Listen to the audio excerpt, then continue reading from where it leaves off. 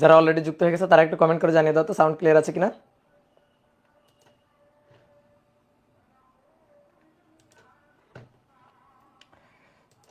বলো, একটু কমেন্ট করে জানিয়ে দাও যে সাউন্ড ক্লিয়ার আছে কিনা। ওকে, ঠিক আছে।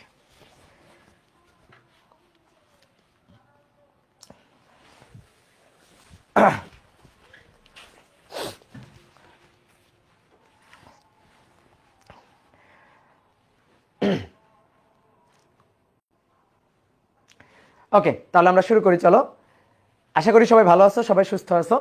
আজকে আমাদের পর্যাবৃত্ত গতি অধ্যায়ের প্রথম ক্লাস, ফার্স্ট পার্টের 8 নম্বর চ্যাপ্টার। এটা তরঙ্গ রিলেটেড। আমরা ফার্স্ট পার্টে 2টা চ্যাপ্টার পড়বো, তরঙ্গ বা ওয়েভ। ঠিক আছে, এই রিলেটেড আমরা ফার্স্ট পার্টে 2টা চ্যাপ্টার পড়বো। একটা হচ্ছে 8 নম্বর চ্যাপ্টার, যে চ্যাপ্টারটার নাম হচ্ছে সিম্পল হারমোনিক মোশন বা সরল ছন্দিত স্পন্দন গতি। আর এর পরের যে চ্যাপ্টারটা 9 নম্বর চ্যাপ্টার, সেটা হচ্ছে ওয়েভ, অর্থাৎ তরঙ্গ, শব্দ ও তরঙ্গ, সাউন্ড অ্যান্ড ওয়েভ। তো আমরা এই 2টা চ্যাপ্টার ফার্স্ট ইয়ারে পড়বো। তো এই চ্যাপ্টারটা কিন্তু খুবই গুরুত্বপূর্ণ একটা চ্যাপ্টার এবং তুলনামূলক সহজ একটা চ্যাপ্টার। তোমরা এ পর্যন্ত ধরো যতগুলো চ্যাপ্টার পড়ছো, মোটামুটি ধরো ভেক্টর, নিউটনের বলবিদ্যা, তো এগুলো একটু ধরো যে প্রথম প্রথম শিখছো, তো একটু ধরো কঠিন লাগতে পারে। বাট এই চ্যাপ্টারগুলো না খুব সহজ। এই চ্যাপ্টারগুলোতে মোটামুটি আমাদের আগের যে শেখা জিনিসগুলা, সেই জিনিসগুলাই বেশিরভাগ কাজে লাগবে। তো আমরা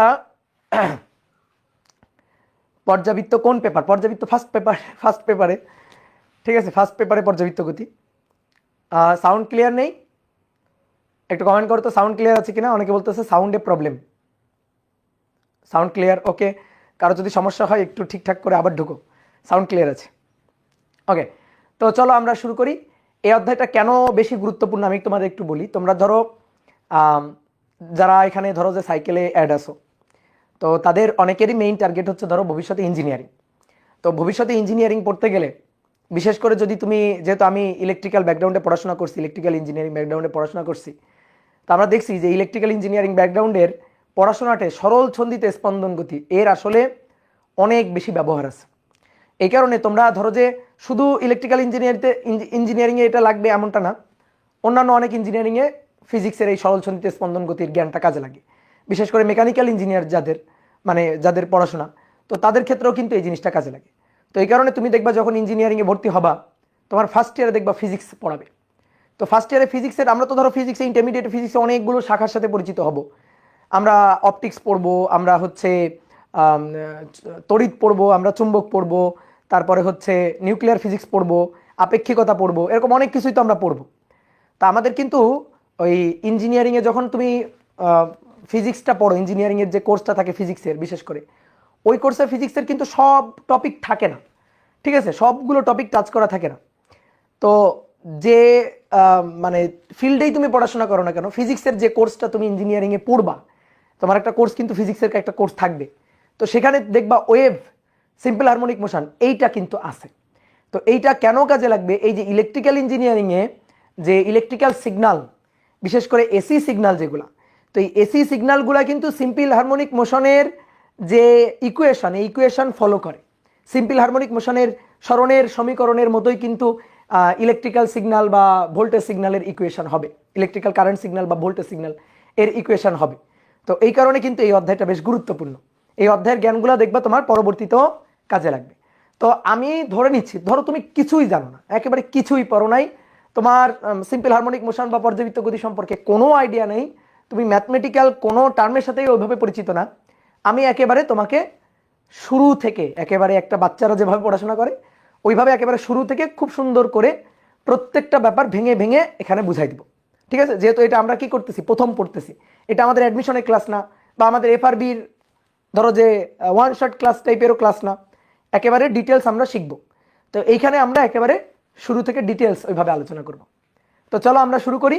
তো প্রথমে আসো যে পিরিয়ডিসিটি বা পর্যাবৃত্ত ঘটনা, পিরিয়ডিসিটি বা পর্যাবৃত্ত ঘটনা, পর্যাবৃত্ত ঘটনা বা পিরিয়ডিসিটি। দেখো, পর্যাবৃত্ত ঘটনা কাকে বলে? পর্যাবৃত্ত ঘটনা দুই ধরনের হয়, দুই ধরনের পর্যাবৃত্ত ঘটনা ঘটে। একটা হচ্ছে স্থানিক আর একটা হচ্ছে কালিক। যে ঘটনাগুলো একটা নির্দিষ্ট স্থান পরপর অথবা একটা নির্দিষ্ট সময় পর পর রিপিট হয়, পুনরাবৃত্তি হয়, সেই ঘটনাগুলোকেই বলা হচ্ছে পর্যাবৃত্ত ঘটনা। যে ঘটনা একটা নির্দিষ্ট সময় পর পর, একটা নির্দিষ্ট কাল, টাইম পিরিয়ড পর পর রিপিট হয়, সেটা হচ্ছে কালিক পর্যাবৃত্ত।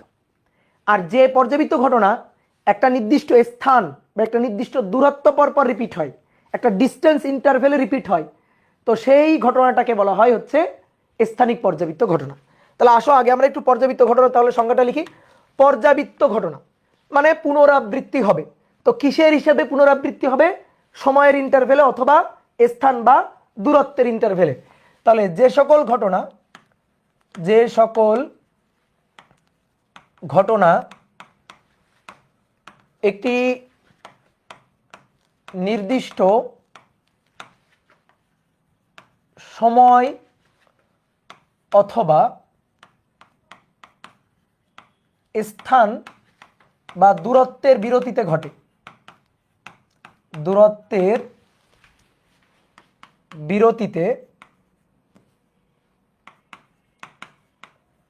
বিরতিতে পুনরাবৃত্তি ঘটে, তাকে পর্যাবৃত্ত ঘটনা বলে। পর্যাবৃত্ত ঘটনা বলে। এবার এই পর্যাবৃত্ত ঘটনা দুই ধরনের হয়। পর্যাবৃত্ত এই ঘটনাটা দুই ধরনের হয়। একটা হচ্ছে কালিক পর্যাবৃত্ত, আর একটা হচ্ছে স্থানিক পর্যাবৃত্ত।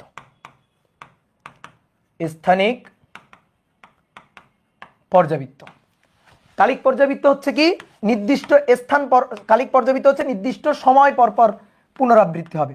তাহলে যে পর্যাবৃত্ত ঘটনা নির্দিষ্ট সময় পর পর পুনরাবৃত্তি ঘটে। আর স্থানিক পর্যাবৃত্ত হচ্ছে যে পর্যাবৃত্ত ঘটনা একটি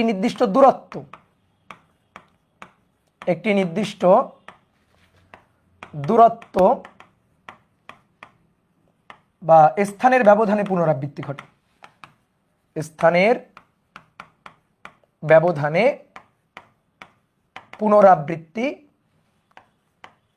ঘটে। দেখো যতই আমরা সংজ্ঞা পড়ি না কেন, উদাহরণ না দিলে বোঝা যাবে না। আসো একটু তাহলে উদাহরণ দিয়ে চিন্তা করি। এগুলা বিশেষ করে যাদের ধরো মেডিকেল টার্গেট তাদের কিন্তু এগুলো লাগবে। হ্যাঁ ঠিক আছে, এই বাংলা কথার এমসিকিউগুলো তাদের কিন্তু লাগবে। তাহলে আসো কালিক পর্যাবৃত্ত টাইমের ইন্টারভেলে ঘটে। এটাকে ইংরেজিতে বলা হয় টেম্পোরাল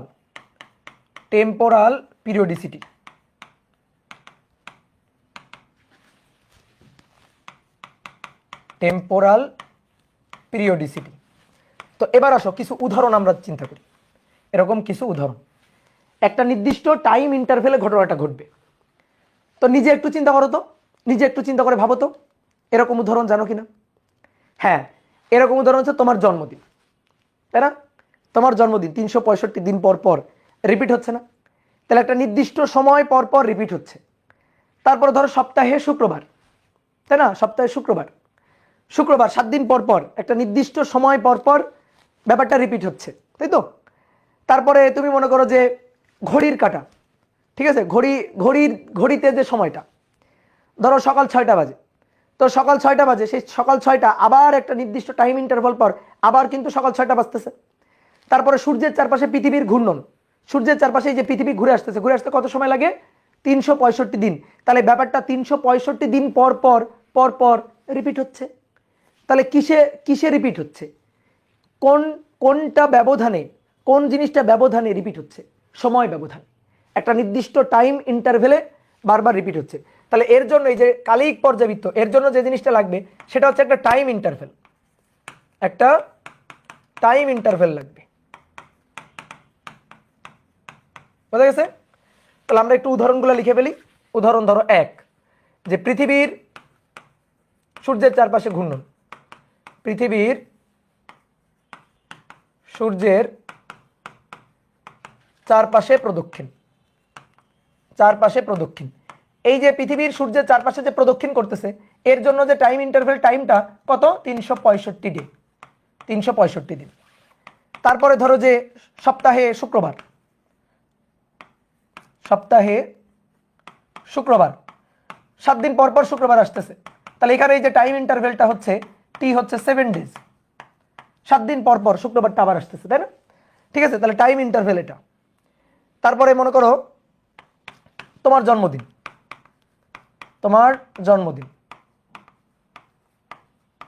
তোমার জন্মদিন, তাহলে এখানে 1 বছর পর পর রিপিট হচ্ছে, তাহলে এখানে টাইম ইন্টারভ্যালটা 1 বছর, 1 ইয়ার, ঠিক আছে, বা 365 দিন। কি কথা কি বুঝছো? তাহলে খুব সহজ জিনিস। এবার আসো স্থানিক পর্যাবৃত্ত। স্থানিক পর্যাবৃত্ত, স্থানিক পর্যাবৃত্ত ইংরেজিতে এটাকে বলা হয় স্পেশাল পিরিয়ডিসিটি, পিরিয়ডিসিটি। এবার এটা কি হবে? একটা নির্দিষ্ট দূরত্ব, একটা নির্দিষ্ট দূরত্ব বা একটা নির্দিষ্ট স্থান পরপর রিপিট হবে, ঠিক আছে, একটা সার্টেইন ডিস্টেন্স পরপর রিপিট হবে, একটা নির্দিষ্ট ডিস্টেন্স,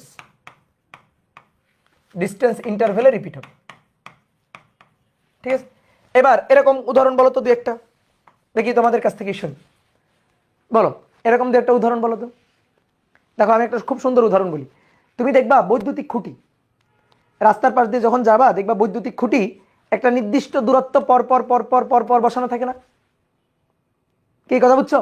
একটা নির্দিষ্ট দূরত্ব পর পর দেখবা বৈদ্যুতিক খুঁটি বসানো থাকবে। তারপরে তোমার বাসার টাইলসের ডিজাইন, তোমার বাসায় দেখবা টাইলসের যে ফুলের যে ডিজাইনগুলো দেখবা একটা নির্দিষ্ট দূরত্ব পর পর রিপিট হচ্ছে টাইলসের ডিজাইনটা। তাহলে যে ঘটনাটা একটা নির্দিষ্ট ডিস্টেন্স পর পর ডিস্টেন্স ইন্টারভ্যালে রিপিট হবে আবার, সেটাই হচ্ছে স্থানিক পর্যাবৃত্ত। তাহলে আমরা একটু উদাহরণ হিসাবে লিখে রাখি যে বৈদ্যুতিক খুঁটির অবস্থান, বৈদ্যুতিক খুঁটির অবস্থান একটা নির্দিষ্ট দূরত্ব পর পর বৈদ্যুতিক খুঁটিগুলো অবস্থান করা থাকে। তারপরে হচ্ছে টাইলসের ডিজাইন, বাসার টাইলসের ডিজাইন,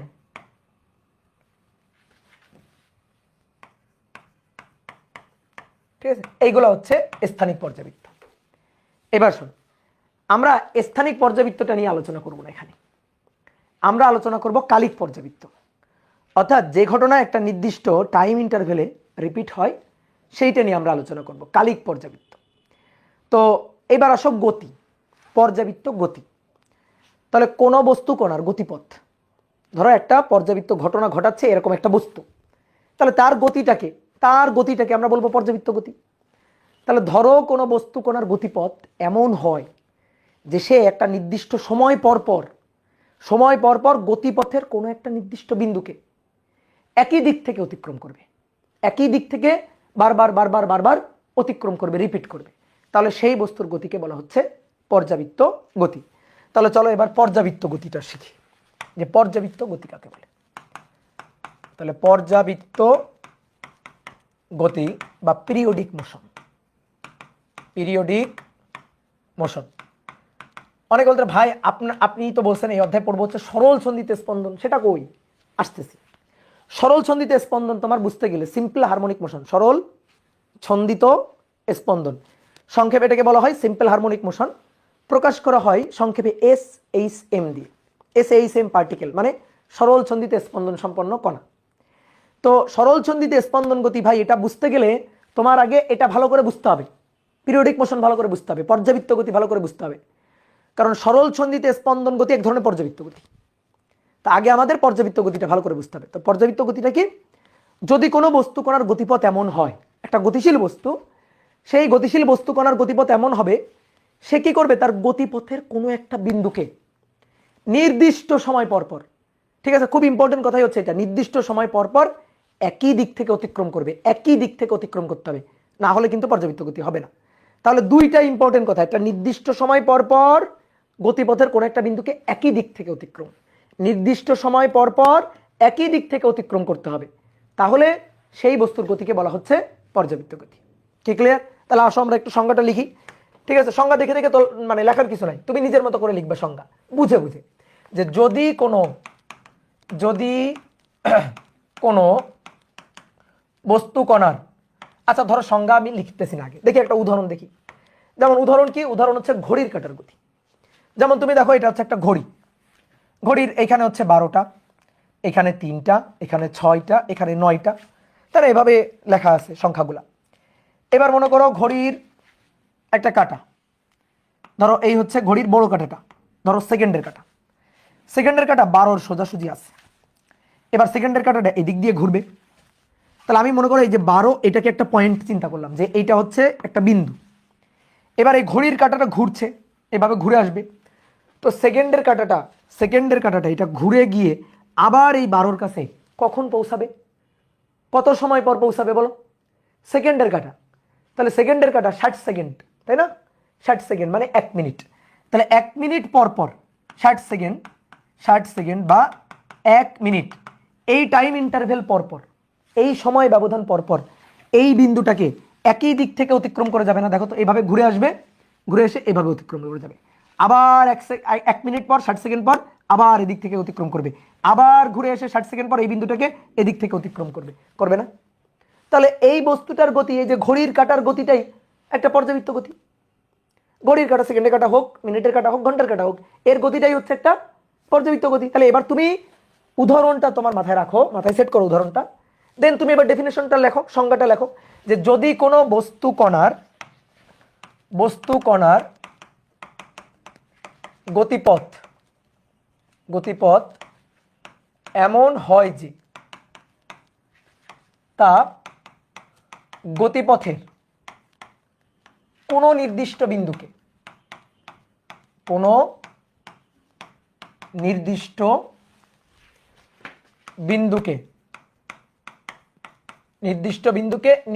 সময় পর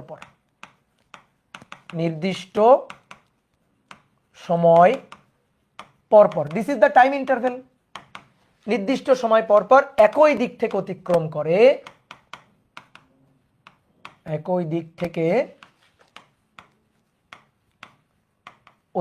করে তবে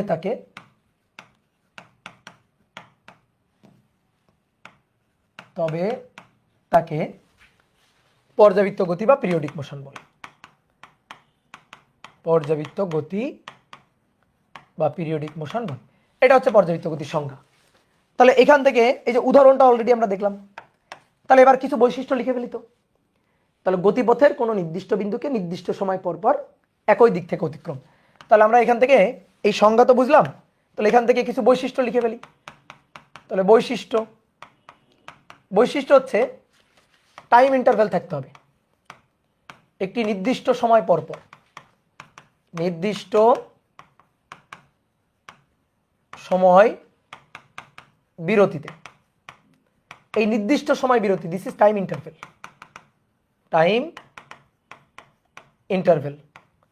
এই time interval that is T, capital letter T দিয়ে লেখা হচ্ছে টাইম ইন্টারভেল। এই নির্দিষ্ট সময় টাইম ইন্টারভেল পর পর একই দিক থেকে অতিক্রম করবে, ঠিক আছে? তাহলে এটা একটা বৈশিষ্ট্য। 2, গতিপথের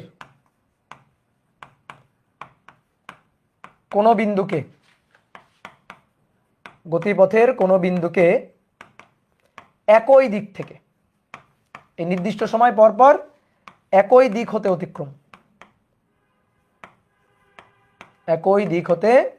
অতিক্রম করবে, একবার ক্লকওয়াইজ একবার অ্যান্টি ক্লকওয়াইজ, এভাবে না, সবসময় একই দিক থেকে, ক্লকওয়াইজ হলে সবসময় ক্লকওয়াইজ, অ্যান্টি ক্লকওয়াইজ হলে সবসময় অ্যান্টি ক্লকওয়াইজই অতিক্রম করতে হবে। এই বিন্দুকে একবার এদিক থেকে গেলাম আর একবার এদিক থেকে গেলাম, তাহলে কিন্তু হবে না। কি কথা বুঝছো? ক্লিয়ার? এবার আরেকটা বৈশিষ্ট্য খুব ইম্পর্টেন্ট, এটা বৈশিষ্ট্য, সেটা হচ্ছে পর্যাবৃত্ত গতি যে কোনো আকৃতির হতে পারে। পর্যাবৃত্ত গতি যে কোনো আকৃতির হতে পারে, যে কোনো আকৃতির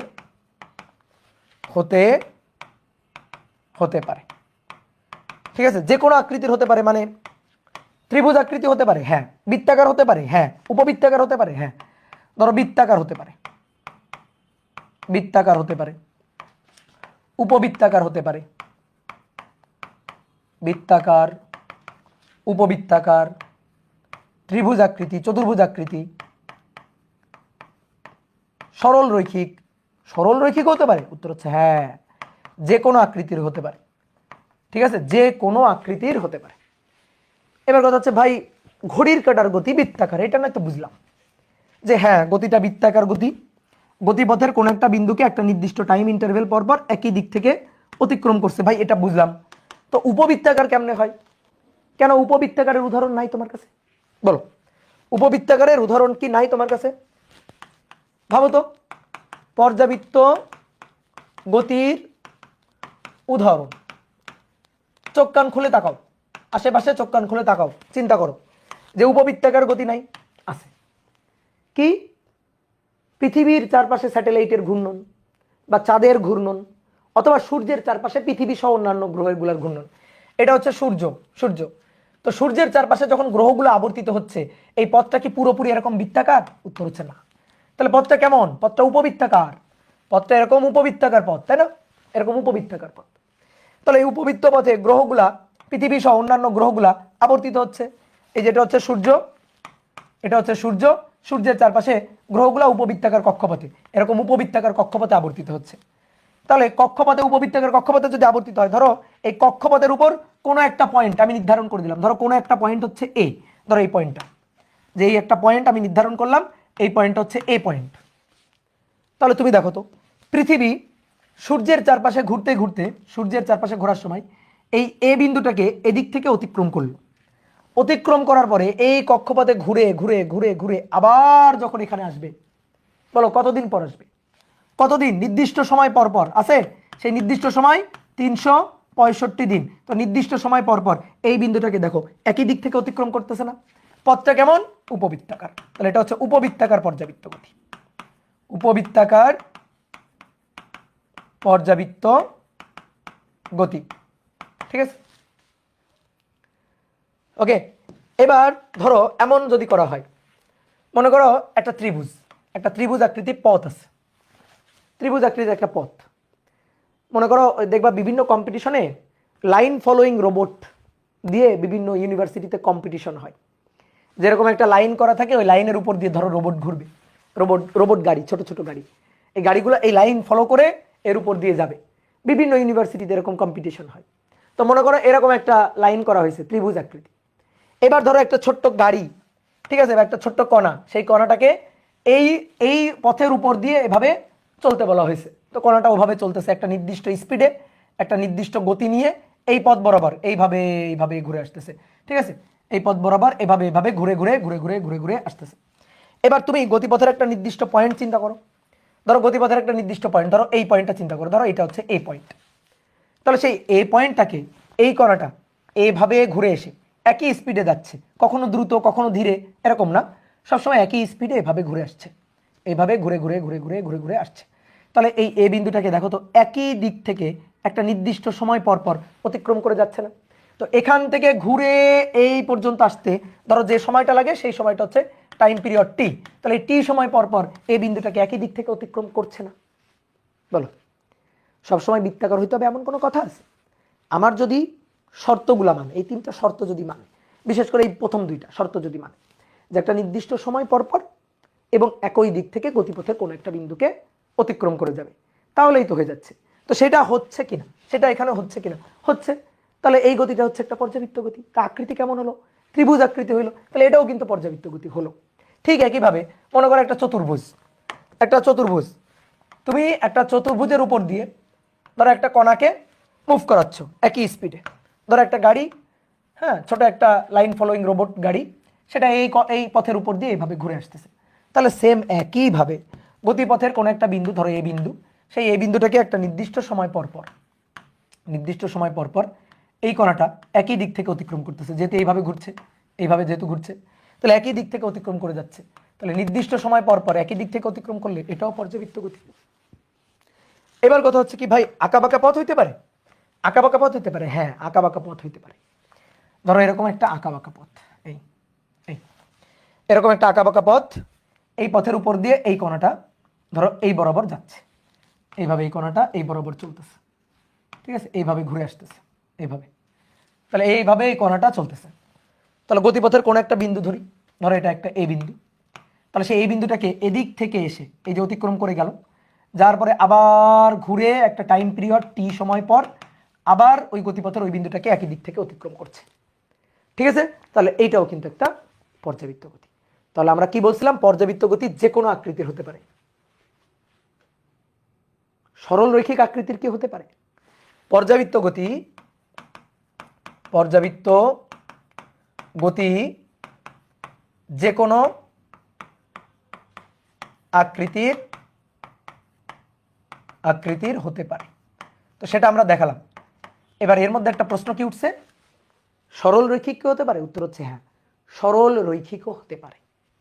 ঠিক আছে, সরল রৈখিক হতে পারে। এবার আসো দেখি সরল রৈখিক কিভাবে হবে। সরল রৈখিক পর্যাবৃত্ত গতি, যে পর্যাবৃত্ত গতি নাকি সরল রৈখিকও হয়। আচ্ছা দেখি সরল রৈখিক হয় কিনা। মনে করো এটা হচ্ছে একটা রাস্তা আছে, এটা হচ্ছে একটা সরল রৈখিক রাস্তা। এই রাস্তায় এই প্রান্ত থেকে তুমি হেঁটে বি প্রান্তে যাচ্ছ, আবার বি প্রান্ত থেকে হেঁটে তুমি আবার এই প্রান্তের দিকে ফিরে যাচ্ছ। সরল রৈখিক, যাচ্ছ আসতেছ, টু অ্যান্ড ফ্রো মোশন, এদিক ওদিক এদিক ওদিক এদিক ওদিক। তাহলে এই গতিটাই কিন্তু সরল রৈখিক গতি। দেখো সরল রৈখিক রাস্তায়, তাহলে এটাও কিন্তু একটা পর্যাবৃত্ত গতি। সরল রৈখিক পথে যাচ্ছ, সরল রৈখিক পথে আসতেছ, এটা কি একটা পর্যাবৃত্ত গতি। ধরো কোনো একটা বস্তুকণা, এটা হচ্ছে একটা সরল রৈখিক পথ। একটা বস্তুকণা এই সরল রৈখিক পথের এই মাথা থেকে এই মাথায় যাচ্ছে আসতেছে। তাহলে যদি এই সরল রৈখিক পথে যায় এবং ব্যাক করে ফেরত আসে, সরল রৈখিক পথে যাচ্ছে আসতেছে, তাহলে গতিটা কি সরল সন্ধিত স্পন্দন গতি হবে? উত্তর হচ্ছে হ্যাঁ হবে। ঠিক আছে, মানে সরি, পর্যাবৃত্ত গতি হবে? উত্তর হচ্ছে হ্যাঁ হবে। কারণ পর্যাবৃত্ত গতিতে কি ছিল, নির্দিষ্ট সময় পর পর একই দিক থেকে অতিক্রম। সবাই এবার বোর্ডে তাকাও বোর্ডে দেখো তো গতিপথের কোন একটা বিন্দু, ধরো একটা বিন্দু, এ বিন্দু, ভালো করে বুঝবা এখানে এই বিন্দু, এই এ বিন্দুটাকে যাওয়ার সময় এদিক থেকে অতিক্রম করে গেছে, আসার সময় বিপরীত দিক থেকে অতিক্রম করতেছে। যেদিক থেকে গেল বিপরীত দিক থেকে আসতেছে, যাওয়ার সময় যেদিক থেকে, আসার সময় তার বিপরীত দিক থেকে অতিক্রম করছে। এইবার বলো শর্ত মানছে 2 নম্বরটা? বলো শর্ত মানছে 2 নম্বরটা? তাহলে এটা কি পর্যাবৃত্ত গতি হবে? পর্যাবৃত্ত গতি হবে না, তাই তো? এটা কি পর্যাবৃত্ত গতি হবে? উত্তর হচ্ছে না, পর্যাবৃত্ত গতি হবে না। বুঝছো আমার কথা? হবে। এই জায়গাটাতে আমরা ভুল করি, এই জায়গাটাতে আমাদের কনফিউশন ক্রিয়েট হয় যে ভাই গতিপথের এই বিন্দুটাকে যাওয়ার সময় এদিক থেকে, আসার সময় এদিক থেকে অতিক্রম করতেছে, তাও এটা পর্যাবৃত্ত গতি হবে? হ্যাঁ হবে। তুমি বুঝতে ভুল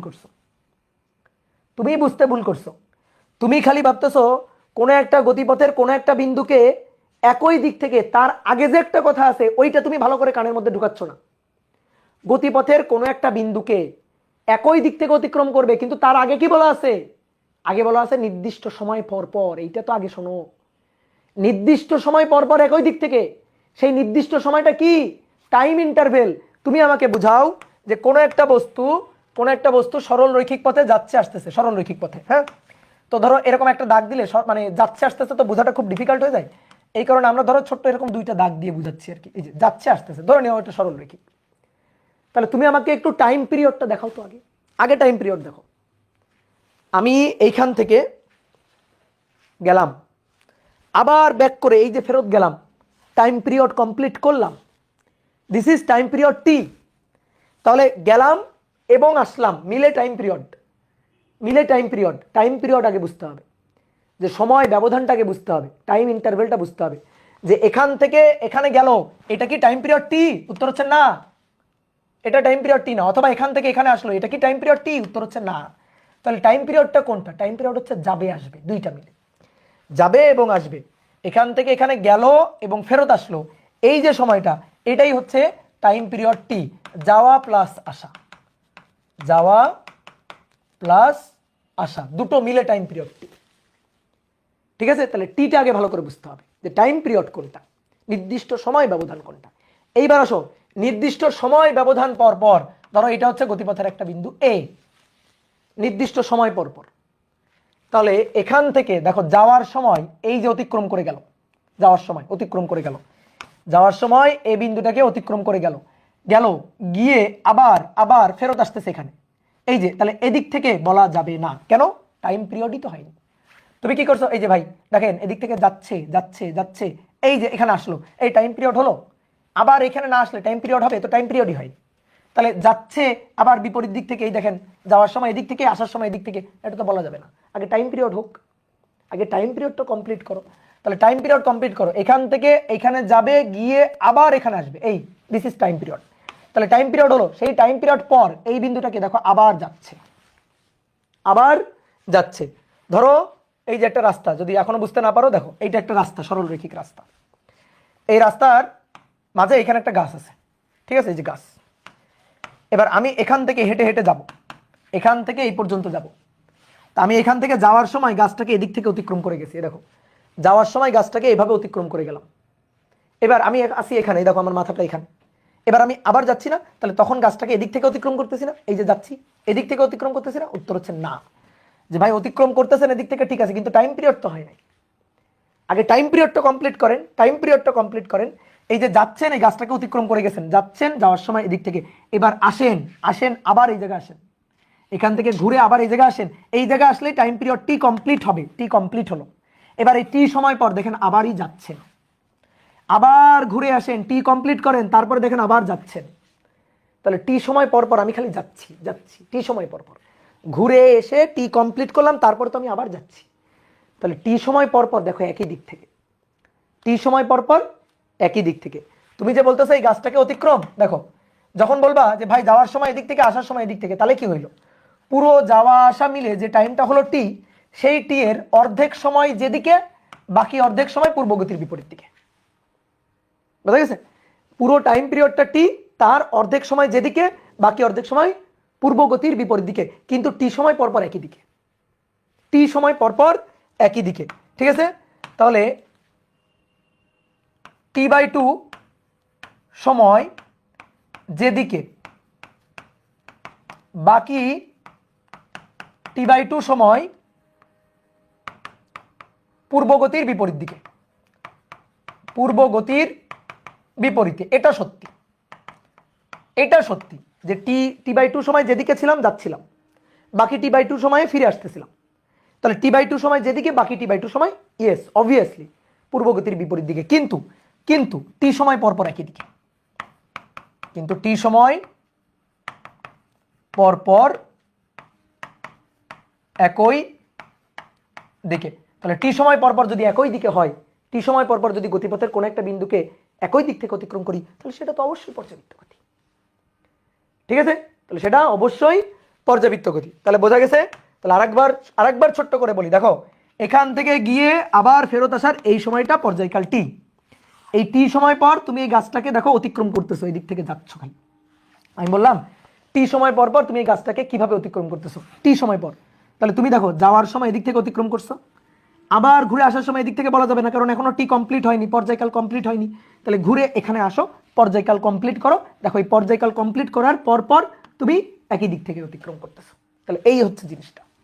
এইবার শোন, সরল রৈখিকটা নিয়ে কেন এত কথা বললাম, কারণ এটাই তো আসল জিনিস।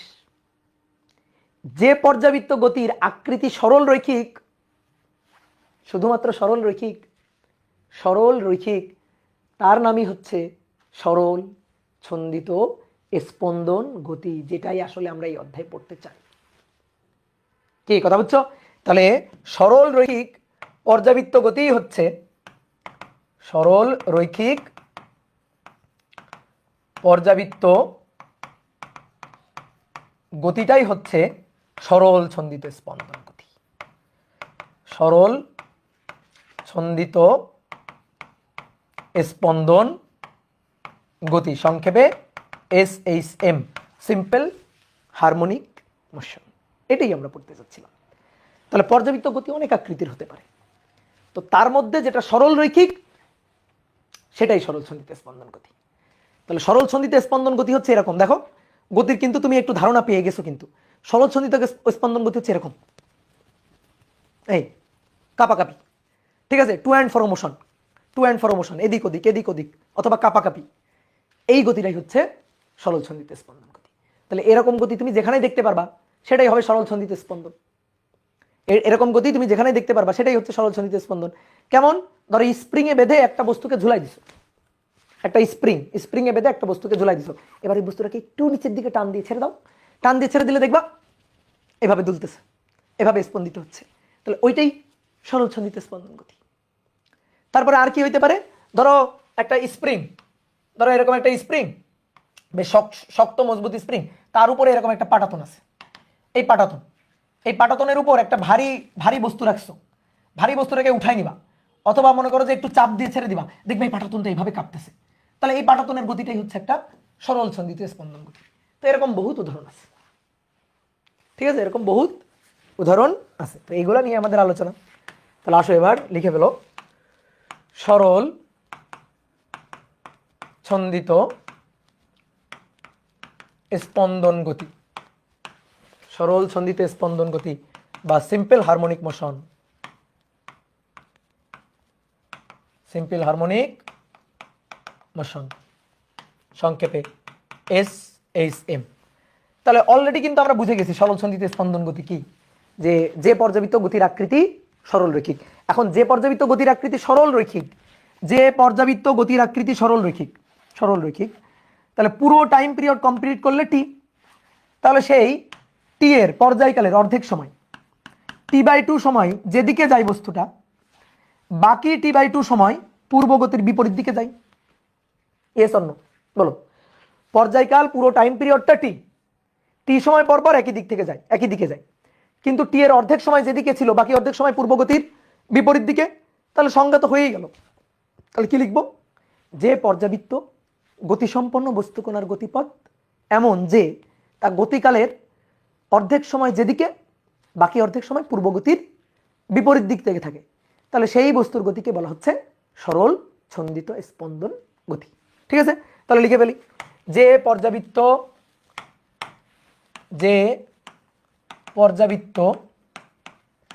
গতিসম্পন্ন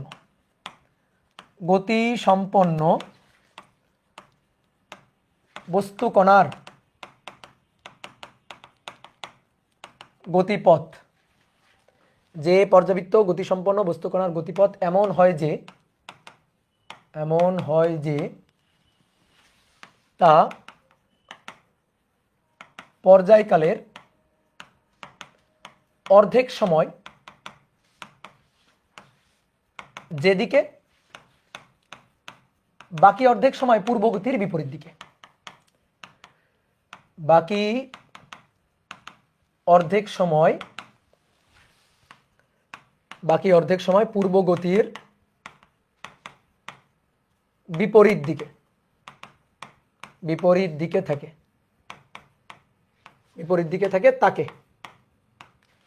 তাকে সরল ছন্দিত স্পন্দন গতি বলে, তাকে সরল ছন্দিত স্পন্দন গতি বলে। ঠিক আছে, এই তাহলে আসো একটু উদাহরণ দেখি। ধরো একটা স্প্রিং, একটা দৃঢ় অবলম্বন, হ্যাঁ, এই দৃঢ় অবলম্বনে একটা স্প্রিং ঝুলাইছো, স্প্রিং এর মাথায় একটা বস্তু ঝুলাই দাও, এই যে ঝুলাই দিলাম, স্প্রিং এর মাথায় একটা বস্তু ঝুলানো অবস্থায় আছে, ধরো বস্তুটা এখানে আছে, এই অবস্থায় আছে, এইটারে বলা হয় সাম্য অবস্থা। এবার এই বস্তুটাকে একটু সামান্য টেনে নিচের দিকে ছেড়ে দাও, দেখবা এইভাবে স্পন্দিত হতে থাকবে, একবার দেখবা এরকম সংকুচিত হয়ে এই বস্তুটা এখানে, আর একবার দেখবা প্রসারিত হয়ে বস্তুটা এখানে, প্রসারিত হয়ে বস্তুটা এখানে, এই প্রসারিত হয়ে এখানে। তাহলে এই রেখা বরাবর এভাবে স্পন্দিত হতে থাকবে। একটু সুন্দর করে তোমাদের দেখাই, একে প্রথমে ছিল এখানে, তারপরে এইখানে, তারপরে এখানে এইভাবে স্পন্দিত হতে থাকবে। দেখো কি আমার কথা বুঝছো? তো এইভাবে যদি স্পন্দিত হতে থাকে, এভাবে যদি স্পন্দিত হতে থাকে,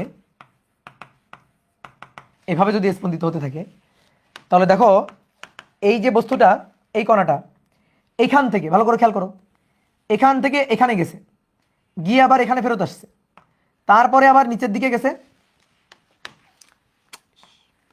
এই যে উপরে গেছে সর্বোচ্চ পয়েন্টে, গিয়ে আবার সাম্য অবস্থায় আসছে, এটা সাম্য অবস্থা, মিন পয়েন্ট।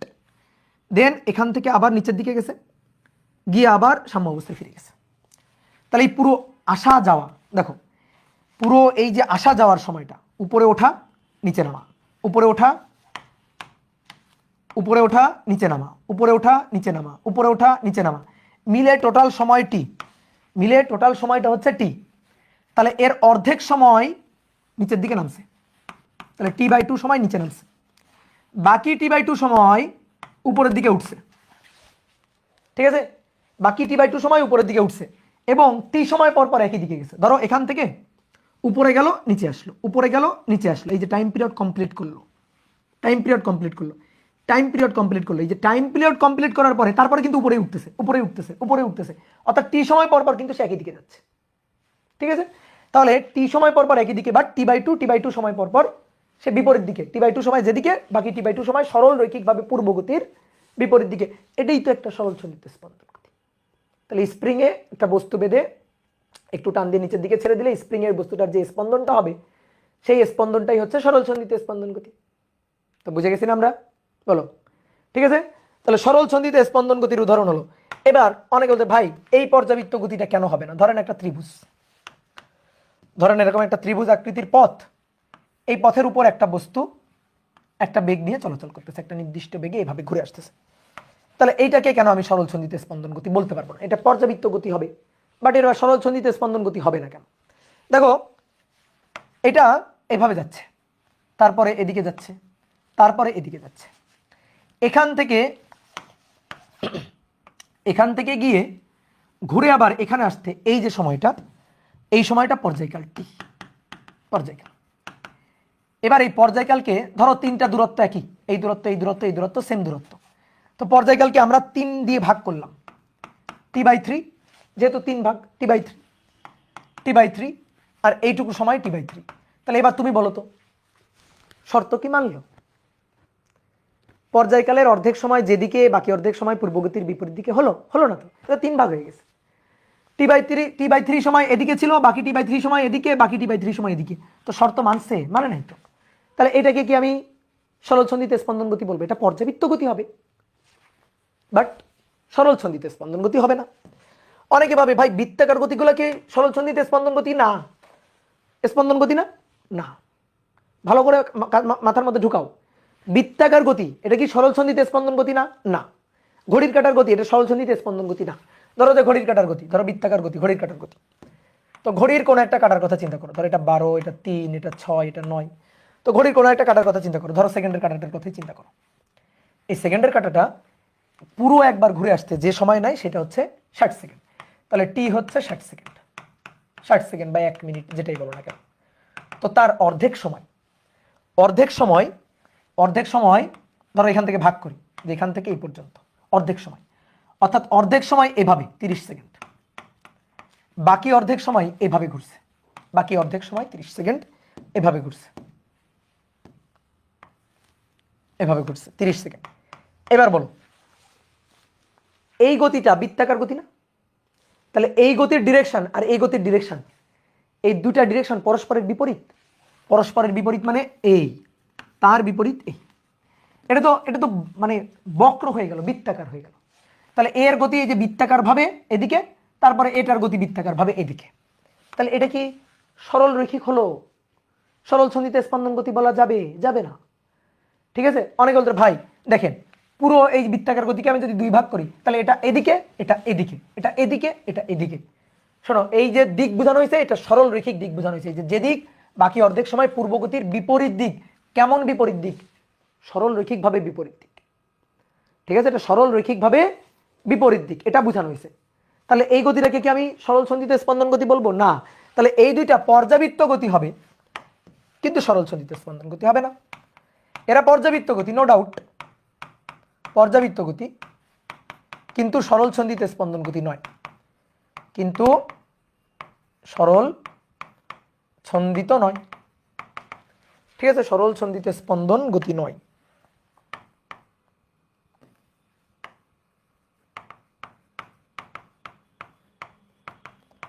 বাট এটা খেয়াল করো, এটা এটা t/2 সময় যেদিকে, বাকি t/2 সময় পূর্বগতির বিপরীত দিকে, এবং পুরো একটা টাইম পিরিয়ড t সময় পরপর একই দিকে।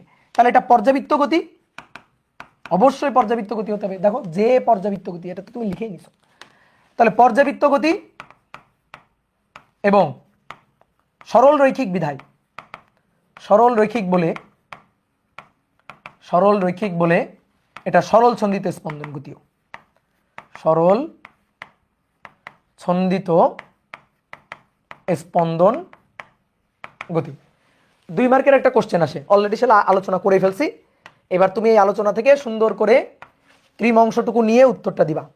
বলো তো কি প্রশ্ন করতে যাচ্ছি? 2 মার্কের একটা প্রশ্ন, যে সকল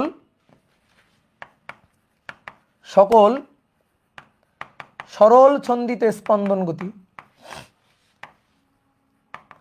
সরল ছন্দিত স্পন্দন গতি পর্যাবৃত্ত গতি, পর্যাবৃত্ত গতি। হ্যাঁ অবশ্যই, সকল সরল ছন্দিত স্পন্দন গতি অবশ্যই পর্যাবৃত্ত গতি, কারণ পর্যাবৃত্ত গতির মধ্যে যেটার আকৃতি সরল রৈখিক তারই তো আমরা সরল ছন্দিত স্পন্দন গতি বলি। তাহলে সকল সরল ছন্দিত স্পন্দন গতি পর্যাবৃত্ত গতি, নো ডাউট। বাট সকল পর্যাবৃত্ত গতি সরল ছন্দিত স্পন্দন গতি নয়, সরল ছন্দিত স্পন্দন গতি নয়। কি বুঝতে পেরেছ? বলো, বুঝতে পেরেছ? দোলনা, আসতেছি। এবার আসো সরল ছন্দিত স্পন্দন গতির উদাহরণ, সরল ছন্দিত স্পন্দন গতির উদাহরণ। অলরেডি তো একটা উদাহরণ দিলাম, স্প্রিংয়ে একটা বস্তু বেঁধে ঝুলাই দাও, এই যে বস্তু বেঁধে ঝুলাই দাও, এটা সাম্য অবস্থা। এবার এটাকে টেনে নিচের দিকে ছেড়ে দিবা, দেখবা এটা স্পন্দিত হতে থাকবে, সরল রৈখিকভাবে স্পন্দিত হতে থাকবে, সরল রৈখিকভাবে স্পন্দিত হতে থাকবে। তাহলে এইখানে এইভাবে স্পন্দিত হতে থাকবে।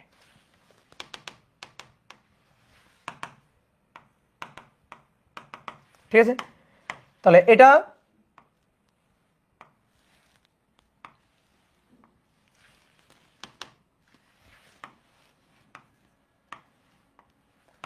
t/2 আর পুরো একবার এই যে চক্কর দিয়ে আসলে সেটা হচ্ছে পর্যায়কাল টি। ঠিক আছে, তাহলে এটা একটা উদাহরণ। তাহলে স্প্রিংয়ের গতি, স্প্রিং একটা বস্তু বেঁধে যখন বস্তুটাকে একটু টেনে নিচের দিকে ছেড়ে দেওয়া হবে, তাহলে এইটা হচ্ছে একটা সরল ছন্দিত স্পন্দন গতি। এবার আসো সরল দোলক। কি সরল দোলক? বুঝো? সরল দোলক একটা বস্তুকে সুতায় বেঁধে কোনো দৃঢ় অবলম্বন থেকে ঝুলাই দিবা, দিয়ে ওই বস্তুটাকে টেনে একটু ডান দিকে বা একটু বাম দিকে নিবা, নিয়ে ছেড়ে দিবা। ছেড়ে দিলে দেখবা এভাবে দুলতে থাকবে, পেন্ডুলাম। ঠিক আছে, অনেক সময় দেখবা ঘড়ির নিচে থাকে, ডং ডং করে না, এরকম। তো এই যে একটা বস্তুকে সুতায় বাঁধছো, বেঁধে, এটা হচ্ছে সাম্য অবস্থা। অর্থাৎ যখন তুমি ছেড়ে রাখছিলা, ধরো ছেড়ে দিছিলা, তখন সেটা এখানে ছিল। এবার এটাকে এভাবে ধরে এখানে নিছো, নিয়ে ছেড়ে দাও, ছেড়ে দিলে এইভাবে দুলতে থাকবে, এটা কি সরল ছন্দিত স্পন্দন গতি? উত্তর হচ্ছে না, সরল ছন্দিত স্পন্দন গতি না, সরল ছন্দিত স্পন্দন গতি এটা না। ঠিক আছে, এই যে কোনটা অনেক বেশি, থিটাটা অনেক বেশি, এটা সরল ছন্দিত স্পন্দন গতি না। দেখো সরল ছন্দিত স্পন্দন গতি না কেন? এত বৃত্তাকার হয়ে গেছে, দেখো তো, এত অর্ধবৃত্তাকৃতি হয়ে গেছে পথটা। সরল রৈখিক কই থাকলো? সরল রৈখিক হলে তো এটা হইতো এই এভাবে যাবে আসবে, সরল রৈখিক ভাবে। এত এইভাবে বৃত্তাকার পথে যাচ্ছে। তাহলে এটা কি সরল রৈখিক হলো? সরল ছন্দিত স্পন্দন গতি হলো? এটা সরল ছন্দিত স্পন্দন গতি না। তাহলে এটা এসএইচএম হবে না। বুঝতে পারছো? ভালো করে মাথায় রাখো। ভাই কি বলেন, এটা না এসএইচএম, এটা আপাতত এসএইচএম হবে না। হবে, তুমি এটাকে এসএইচএম বানাইতে পারো কোন শর্তে? কোন শর্তে এসএইচএম হবে? কোন শর্তে এসএইচএম হবে? শর্তটা হচ্ছে থিটার মান হইতে হবে, যে কৌণিক বিস্তার, এটাকে বলা হয় কৌণিক বিস্তার। থিটার মান হইতে হবে খুবই কম, 4 ডিগ্রির কম বা সমান। ঠিক আছে, 4 ডিগ্রির কম বা সমান। 40 ডিগ্রি এঁকে ফেলছে, এই যে এই কোণের মানটা ধরো 40 ডিগ্রি, হবে না? 40 ডিগ্রি হলে হবে না। 40 ডিগ্রি হলে এইভাবে দুলতেছে, এ তো সরলরৈখিক কেমন হইল? কিন্তু কোণের মানটা তুমি অনেক কম করো, বিশেষ করে 4 ডিগ্রির কম বা 4 ডিগ্রির সমান করো, তারপরে যদি তুমি এভাবে দুলতে দাও না, তাহলে সেটা কিন্তু মোটামুটি সরলরৈখিক বলা যাবে। তাহলে শর্ত আরোপ করতে হবে। তাহলে সরল দোলকের গতি, পেন্ডুলামের গতি সরল সন্ধিত স্পন্দন গতি হবে। হ্যাঁ, কখন? যখন কৌণিক বিস্তার হবে খুবই কম। দেখো কোণটা হবে খুবই ক্ষুদ্র, এই যে কোণটা, এই কোণটা হবে খুবই ক্ষুদ্র, এই যে এরকম, এরকম। 3টা সরল দোলক না কিন্তু, আবার 3টা ভাবিও না, এটা কিন্তু একটাই, এটা কিন্তু একটাই। এবার দেখো, এটা হচ্ছে মিন পয়েন্ট, সাম্যাবস্থা, এটা হচ্ছে সাম্যাবস্থা। এবার দেখো এখান থেকে সাম্যাবস্থা থেকে এই যে এদিকে, দেন আবার এদিকে, এদিকে এদিকে, এদিকে এদিকে, অর্থাৎ t/2 সময় এদিকে, বাকি t/2 সময় পূর্বগতির বিপরীত দিকে। তাহলে প্রথম t/2 সময় যেদিকে, পরের t/2 সময় পূর্বগতির বিপরীত দিকে। আর এখান থেকে গিয়ে এখানে আবার ফেরত আসতে এই যে সময়টা, সেটাই হচ্ছে পর্যায়কাল টি। তাহলে এটাকে কিন্তু সরলরৈখিক বলা যাবে। তাহলে কৌণিক বিস্তার, এই যে থিটার মানটা দেখো খুবই কম, 4 ডিগ্রির কম বা সমান, তখন এই গতিটা সরলরৈখিক হচ্ছে। ঠিক আছে, তখন এই গতিটা, এটা সাম্যাবস্থা। হ্যাঁ, এই রেখাটা সাম্যাবস্থা। তো সাম্যাবস্থা থেকে ডান দিকে বাম দিকে, ডান দিকে বাম দিকে, এভাবে। তাহলে যখন কৌণিক বিস্তারটা কম, তখন এই গতিটাকে আমরা সরলরৈখিক বলতে পারতেছি। বলো, ডাউট ক্লিয়ার হয়েছে? সরলরৈখিক, তখন এটা এসএইচএম। এবার এটাকে এসএইচএম বলা যাবে। ঠিক আছে, বাট এর আগে কিন্তু এটা বলা যাইতো না। ঠিক আছে, কথা ক্লিয়ার? এবার আর কি উদাহরণ আছে? ধরো তোমার আমেরিকা যাওয়ার অনেক ইচ্ছা, তাই না? কারণ তোমার আমেরিকা যাওয়ার ইচ্ছা, বাট তোমার মনে করো যে আইএলটিএস স্কোর নাই, পাসপোর্ট নাই, ভিসা নাই, আর তুমি আমেরিকা যাইতে চাও। তো তোমাকে আমেরিকা যাওয়ার একটা সহজ সুলভ উপায় আমি বলে দিচ্ছি। এটা হচ্ছে পৃথিবী। তো মোটামুটি বাংলাদেশের ঠিক উল্টা সাইডে আমেরিকা না, বাংলাদেশের ঠিক উল্টা সাইডে ধরো আমেরিকা। তো তুমি একটা কাজ করবা, তুমি তোমার বাসায় বসে সুড়ঙ্গ কাটা শুরু করবে, একটা সুড়ঙ্গ কাটবা, মাটি খোঁড়া শুরু করবা। এবং আমি ধরে নিলাম তুমি খুব আশাবাদী মানুষ, আমিও খুব আশাবাদী মানুষ, আমি ধরে নিলাম যে তোমরা একটা সুড়ঙ্গ কাটতে পারছো। এই যে একটা সুড়ঙ্গ, পৃথিবীর মাঝে একটা সুড়ঙ্গ কেটে ফেললাম। সুড়ঙ্গ কাটার পরে এই সুড়ঙ্গের মধ্যে লাফ দিয়ে পড়ো। এই সুড়ঙ্গের মধ্যে লাফ দিয়ে পড়লে তখন তোমার গতিটাও হবে সরল সন্ধিত স্পন্দন গতি। তুমি আমেরিকা পৌঁছাইতে পারবা কিনা? ধরো এটা বাংলাদেশ, এই বাংলাদেশ থেকে এখান থেকে লাফ দিয়ে পড়ছো। ধরো আমাদের মাসুর ভাইয়েরও খুব ইচ্ছা আমেরিকা যাবে, তো এই যে মাসুর ভাই, সে লাফ দিয়ে পড়ছে এর মধ্যে। তো লাফ দিয়ে পড়ছে, লাফ দিয়ে পড়ে এই যে এইখানে পৌঁছাবে, এখানে পৌঁছানোর পরে উঠতে পারবে না, ওই পাশে গিয়ে আবার সুড়ঙ্গ ভেদ করে উঠে ওই পাশে চলে যাবে, হবে না। তাকে পৃথিবীর মহব্বত, পৃথিবীর টান আবার আবার টেনে আবার এখানে নিয়ে আসবে, আবার যাবে আবার আসবে, আবার যাবে আবার আসবে, আবার যাবে আবার আসবে। তার মানে সুড়ঙ্গের মধ্যে খালি আপ ডাউন চলতেই থাকবে। তাহলে সরল রৈখিকভাবে এই যে যাবে আবার আসবে, তাহলে যাওয়া আসা মিলে, যাওয়া এবং আসা মিলে এই যে সময়টা, সেটা হচ্ছে পর্যায়কাল টি, যাওয়া এবং আসা। ঠিক আছে, যাওয়া এবং আসা মিলে যে সময়টা, সেটা হচ্ছে পর্যায়কাল টি। এই যে গেল, গিয়ে আবার এই যে ফেরত আসলো, এই যে সময়টা, সেটা হচ্ছে পর্যায়কাল টি। এর অর্ধেক সময়ে গেছে, বাকি অর্ধেক সময়ে আসছে, অর্থাৎ এর মধ্যে খালি এভাবে অসিলেট করতে থাকবে, আপ ডাউন করতে থাকবে, অসিলেশন হইতে থাকবে। ঠিক আছে, তাহলে এই গতিটা হচ্ছে একটা সরল সন্ধিত স্পন্দন গতি। আর কোনো উদাহরণ আছে কিনা? হ্যাঁ আছে, আরো একটা উদাহরণ আছে। তাহলে আমরা একটু এটার নাম লিখে রাখি, যে পৃথিবীর মাঝে ব্যাস অথবা জ্যা, ঠিক আছে, আমরা এখানে ব্যাস রাখছি, জ্যা বরাবরও হইতে পারে, ব্যাস অথবা জ্যা বরাবর বরাবর সুড়ঙ্গ পথে বস্তু কণার গতি এসেছে। বস্তু কণার গতি হবে এস এই সেম গতি, ঠিক আছে।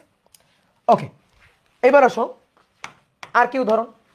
আমরা মূলত আমাদের বইয়ে, আমাদের বোর্ড বইতে যেগুলো আলোচনা করব সেগুলো হচ্ছে এটা, এগুলো আলোচনা করব। সিম্পল হারমোনিক মোশনের তো বহুত উদাহরণ আছে, তো আমরা মোটামুটি আমাদের এই অধ্যায়ে যে কটা আলোচনা করব সেটা হচ্ছে এই 3টা উদাহরণ। স্প্রিং, অল্প কৌণিক বিস্তারে অর্থাৎ 4 ডিগ্রি বা তার কম কৌণিক বিস্তারে দোদুল্যমান সরল দোলক পেন্ডুলাম, আর একটা হচ্ছে ব্যাস বরাবর সুড়ঙ্গ পথে বস্তু কণার গতি। এই 3টা আমরা মোটামুটি আলোচনা করব।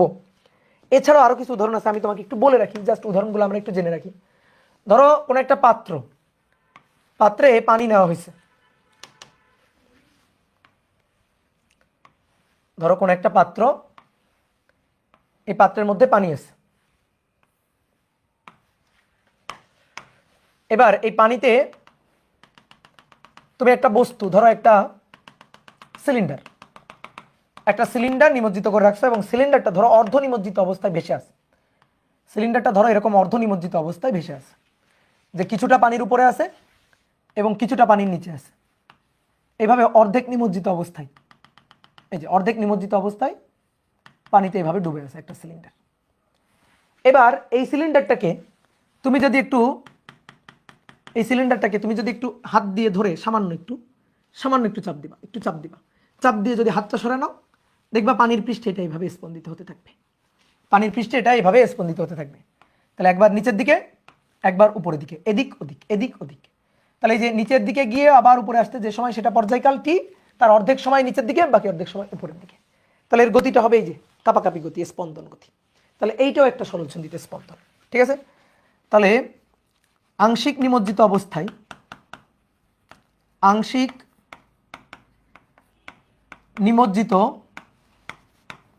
অবস্থায়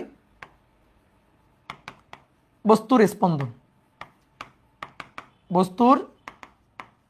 স্পন্দন এস এই সেম গতি, এটা একটা উদাহরণ। তারপরে ধরো তুমি ইউ আকৃতির একটা নল নিবা, কি আকৃতির? ইউ আকৃতির এরকম একটা নল নিবা,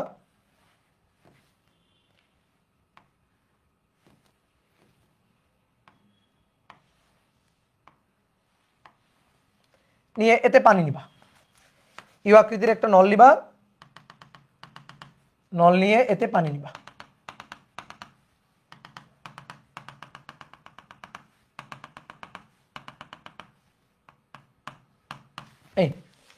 এইবার তুমি একটা কাজ করবা, ধরো একটা সিরিঞ্জ, ঠিক আছে, পাম্পার, তো সেটা দিয়ে ধরো এই পাশ থেকে এই পানির পৃষ্ঠটাকে একটু চাপ দিবা, বা ধরো এইটা যদি সরু মুখ হয় তাহলে তুমি ফুও দিতে পারো, ঠিক আছে, মুখে নিয়ে একটু হালকা করে ফু দিবা।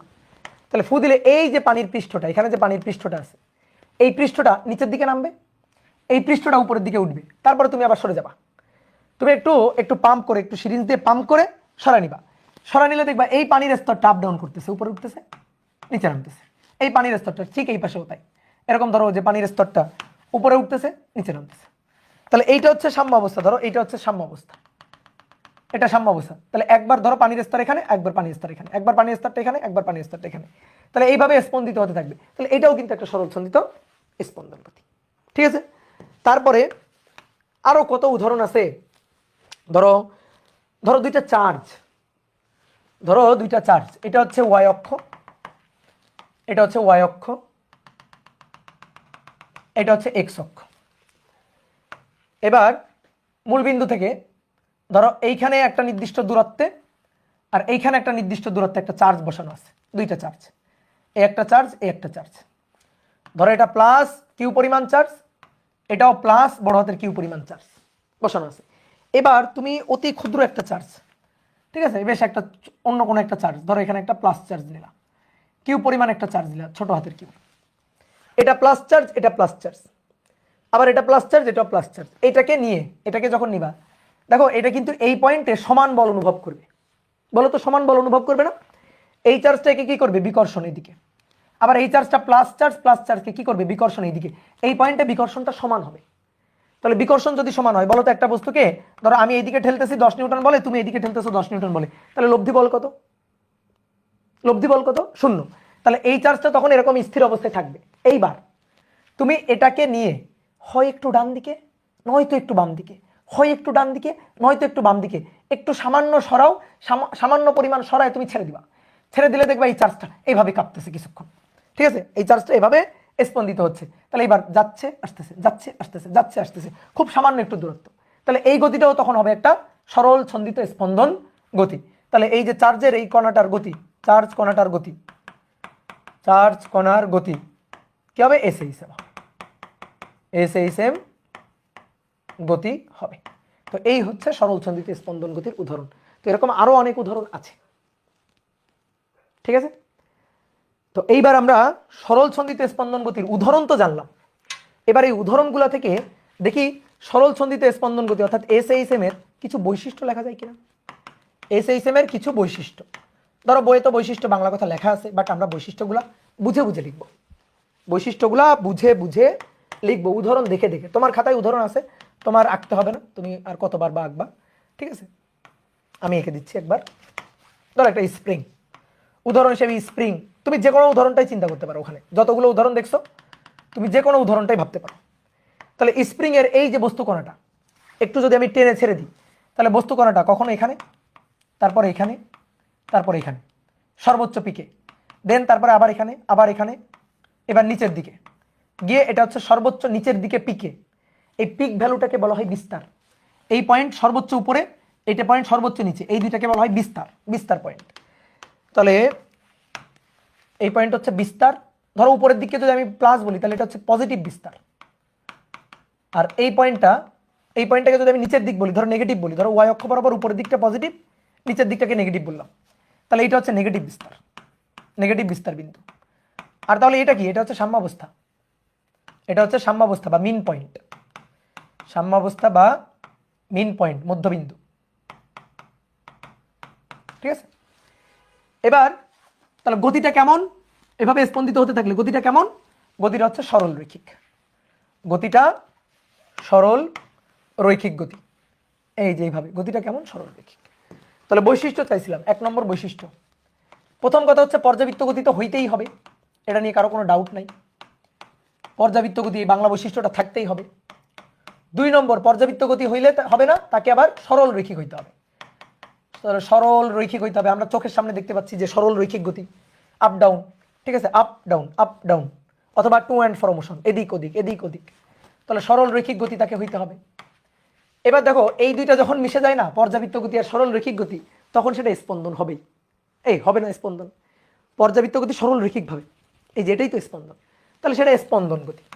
তো এই 3টা বাংলা বৈশিষ্ট্য থাকবেই, স্পন্দন গতি। বাট আমাদের এই বাংলা বৈশিষ্ট্যগুলোর উপরে অত বেশি নজর দিলে চলবে না, আমাদের ম্যাথমেটিক্যাল বৈশিষ্ট্যের উপরে নজর দিতে হবে, ম্যাথমেটিক্যাল বৈশিষ্ট্যের উপরে নজর দিতে হবে। তোমরা 9-10-এ পড়ে আসছো, একটা স্প্রিং, ধরো এই হচ্ছে একটা স্প্রিং, এটা হচ্ছে স্প্রিং এর শিথিল অবস্থা, এইটা হচ্ছে সাম্য অবস্থা, শিথিল অবস্থা। এবার এই শিথিল অবস্থা থেকে স্প্রিং যদি একটু প্রসারিত হয় অথবা একটু সংকুচিত হয়, ধরো এইটুকু পরিমাণ প্রসারিত হলো, কতটুকু? এক্স পরিমাণ প্রসারিত হয়েছে। তাহলে এক্স পরিমাণ প্রসারিত হলে এই স্প্রিং, দেখো বস্তুটা কি চাই, এই যে বস্তুটা, এই বস্তুটা এখানে আসছে, বস্তুটা কি এখানে থাকতে চায়? বস্তুটা কোথায় ফিরতে চাই বলো? এটা সাম্য অবস্থা, চিন্তা করো, স্প্রিং এর হয়ে চিন্তা করো, ভাবো, ফিল করো, কোথায় ফিরতে চাই? এখানে কি থাকতে চায়?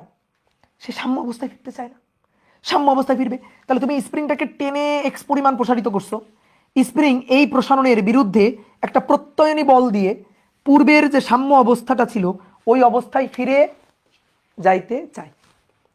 প্রত্যয়নী বল কেন বলি জানো? প্রত্যয়ন করতে চাই, প্রত্যয়ন করা মানে কি? ফিরে যাওয়া, ফিরে যাওয়া। তো স্প্রিংটা প্রসারিত হয়ে এখানে বস্তুটাকে নিয়ে আসছি আমি, এবার বস্তুটা এখানে থাকতে চায় না, বস্তুটা আবার সাম্য অবস্থায় ফিরে যেতে চাই। তাহলে কি করবে? এই স্প্রিং উপরের দিকে টান দিবে, এভাবে টান দিবে স্প্রিং এর একটা প্রত্যয়নী বলের কারণে। এই প্রত্যয়নী বলটা হচ্ছে এফএস। এই প্রত্যয়নী বলের সাথে এই সরণের সম্পর্ক কেমন? তোমরা 9-10-এ পড়ছো, বলো তো। এখন নিজে চিন্তা করো না, কেমন? যত বেশি প্রসারণ তত বেশি বল দিয়ে যাইতে চাইবে না, তাহলে পরস্পরের সাথে কেমন? সমানুপাতিক। তাহলে এফএস সমানুপাতিক এক্স। শুধু সমানুপাতিক বললে হবে না, সমানুপাতিক এবং বিপরীতমুখী। দেখো সরণ কোন দিকে? নিচের দিকে। প্রত্যয়নী বল কোন দিকে? উপরের দিকে। তাহলে শুধু শুধু বল, প্রত্যয়নী বল সরণের সমানুপাতিক বললে হবে না, সমানুপাতিক এবং বিপরীতমুখী। অনেকে বলতে ভাই সব সময় এরকম? হ্যাঁ, সংকুচিত হইলেও এরকম। চিন্তা করে দেখো তো, স্প্রিংটা সংকুচিত হয়ে গেছে, এবার এই যে এই পয়েন্টে সংকুচিত হয়ে গেছে। যখন এভাবে স্পন্দিত হতে থাকবে তাহলে নিচের দিকে আসলে প্রসারণ, উপর দিকে গেলে সংকোচন, তাহলে সংকুচিত হয়ে এই পয়েন্টে গেল, এই যে এটা হচ্ছে সাম্য অবস্থা। তাহলে সাম্য অবস্থা থেকে দেখো তো এবার এইটা সরণ এক্স না, এবার এক্স কোন দিকে, উপরের দিকে। স্প্রিং কি চাই? স্প্রিং চাই পূর্বের অবস্থায় ফিরে যেতে, তাহলে এটা পূর্বের অবস্থায় ফিরে যেতে, মানে প্রসারণ হয়েও থাকতে চায় না। যখন তুমি প্রসারিত করবা ও পূর্বের অবস্থায় ফিরে যেতে চাইবে, আবার যখন তুমি সংকুচিত করে ফেলবা ধাক্কা দিয়ে আবার পূর্বের অবস্থায় ফিরতে চাইবে। তাহলে এ ফিরতে চাইবে কোন দিকে? সাম্য অবস্থার দিকে। তাহলে এই যে সাম্য অবস্থার দিকে, তাহলে তুমি দেখো না ভাই, এই এক্স উপরের দিকে পজিটিভ দিকে, এফ এস নিচের দিকে নেগেটিভ দিকে, বল সরণের বিপরীতমুখী, সমানুপাতিক কিন্তু বিপরীতমুখী। এখানেও তাই, দেখো পরস্পরের বিপরীতমুখী। বিপরীতমুখী বোঝানোর জন্য সামনে একটা মাইনাস, তাহলে এই মাইনাসটা কি নির্দেশ করে? এই মাইনাসটা নির্দেশ করে বল আর সরণ পরস্পরের বিপরীতমুখী। বল ও সরণ বিপরীতমুখী, এটা নির্দেশ করে। বিপরীতমুখী, বল ও সরণ পরস্পরের বিপরীতমুখী, এটা নির্দেশ করে। তাহলে এবার আসো 4 নম্বর, যে সরল ছন্দিত স্পন্দন সম্পন্ন কণার উপর বল সেটা সরণের সমানুপাতিক ও বিপরীতমুখী। তাহলে এস এই সেম কণার উপর বল সরণের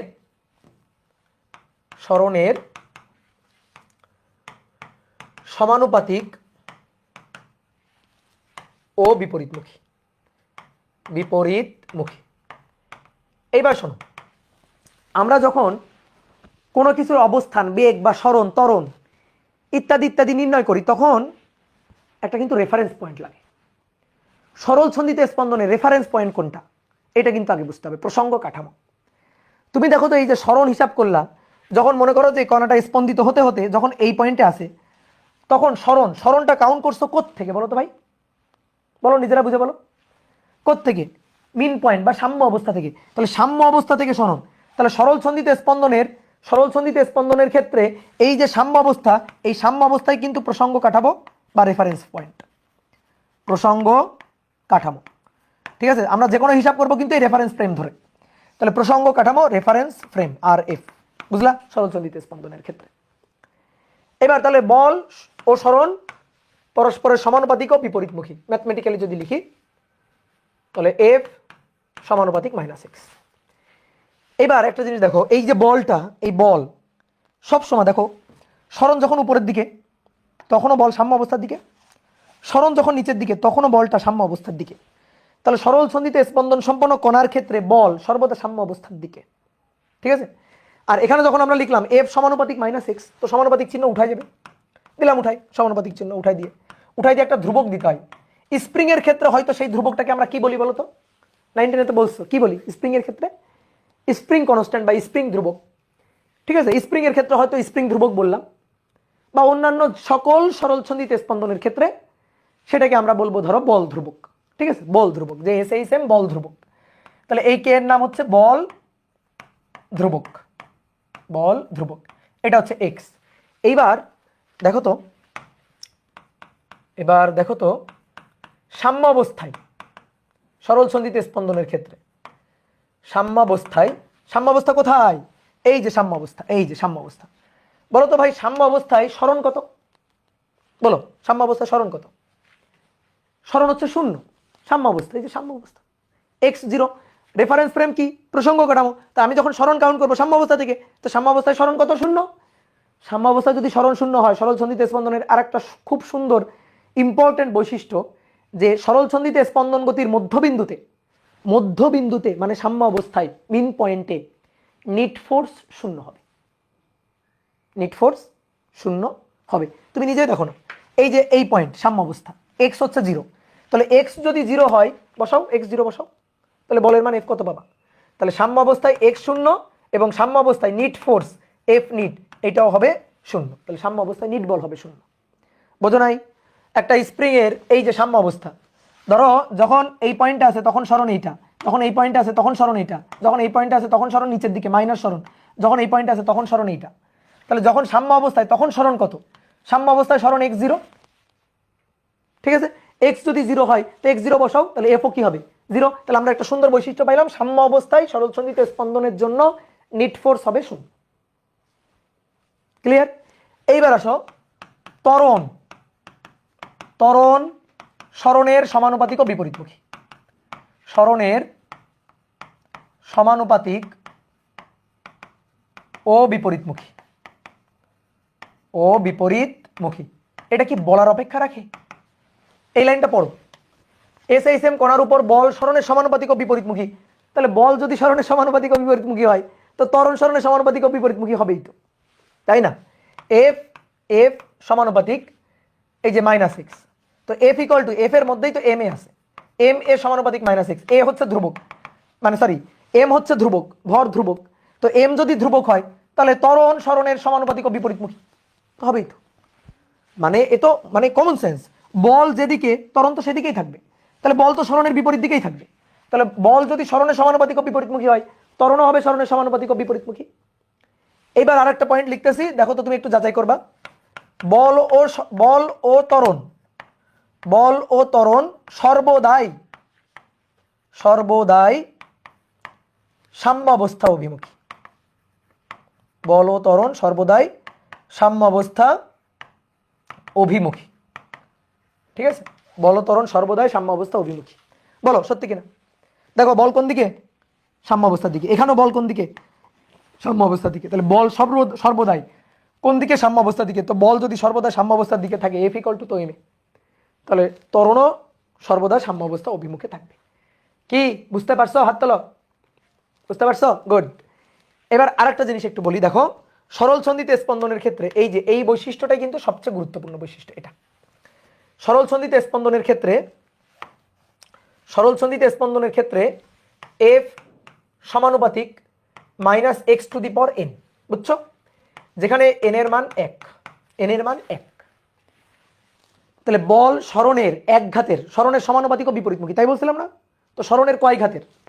যখন বলতেছি সরণের সমানুপাতিক ও বিপরীতমুখী, সরণের এক ঘাতের সমানুপাতিক ও বিপরীতমুখী, তাহলে n এর মান 1 হতে হবে। n এর মান যদি 2 হয়, ধরো বল সরণের দ্বিঘাতের সমানুপাতিক ও বিপরীতমুখী, এরকম যদি হয়, তাহলে সেই ক্ষেত্রে কিন্তু সেটা সিম্পল হারমোনিক মোশন হবে না, সেটা কমপ্লেক্স হারমোনিক মোশন হয়ে যাবে। বুঝতে পারছো?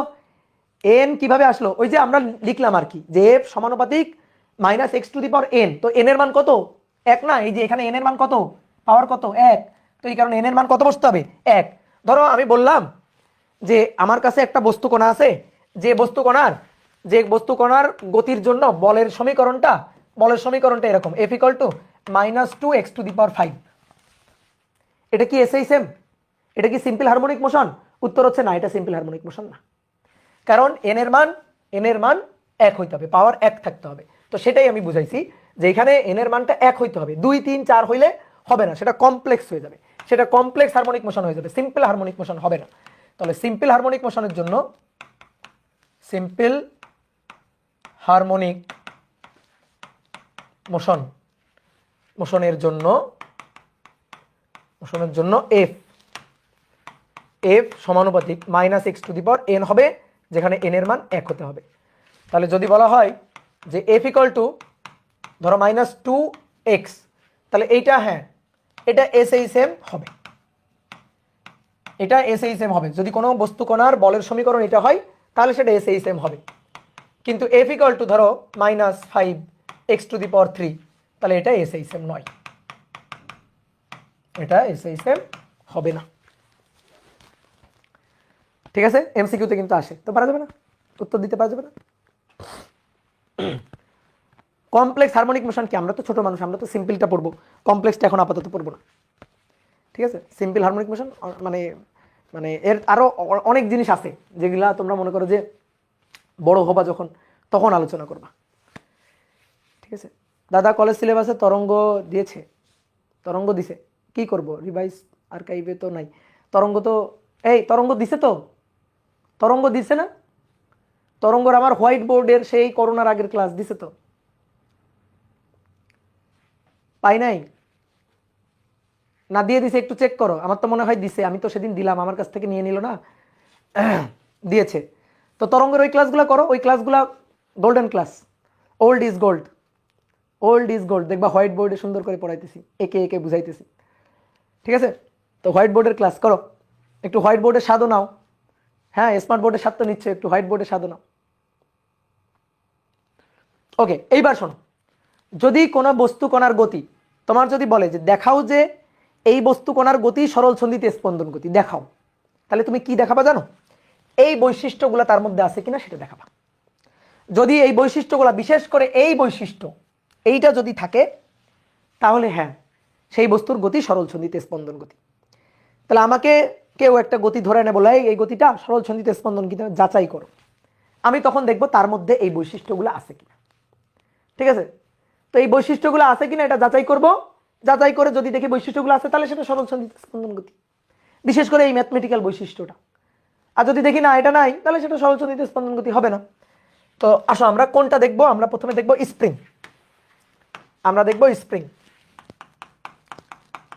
তাহলে স্প্রিং এ সরল ছন্দিত স্পন্দন, স্প্রিং এ সরল ছন্দিত স্পন্দন SHM। দেখো, একটা দৃঢ় অবলম্বন থেকে একটা স্প্রিংকে প্রথমে ঝুলানো হয়েছে, ভালো করে খেয়াল করবা, আমি একেবারে ভেঙে চুরে সব বলতেছি। শোনো, প্রথমে কোনো বস্তু ঝুলানো হয়েছিল? উত্তর হচ্ছে না, প্রথমে কোনো বস্তু ঝুলানো হয় নাই। এইবার এই স্প্রিং এর মাথায় একটা বস্তু ঝুলাবো।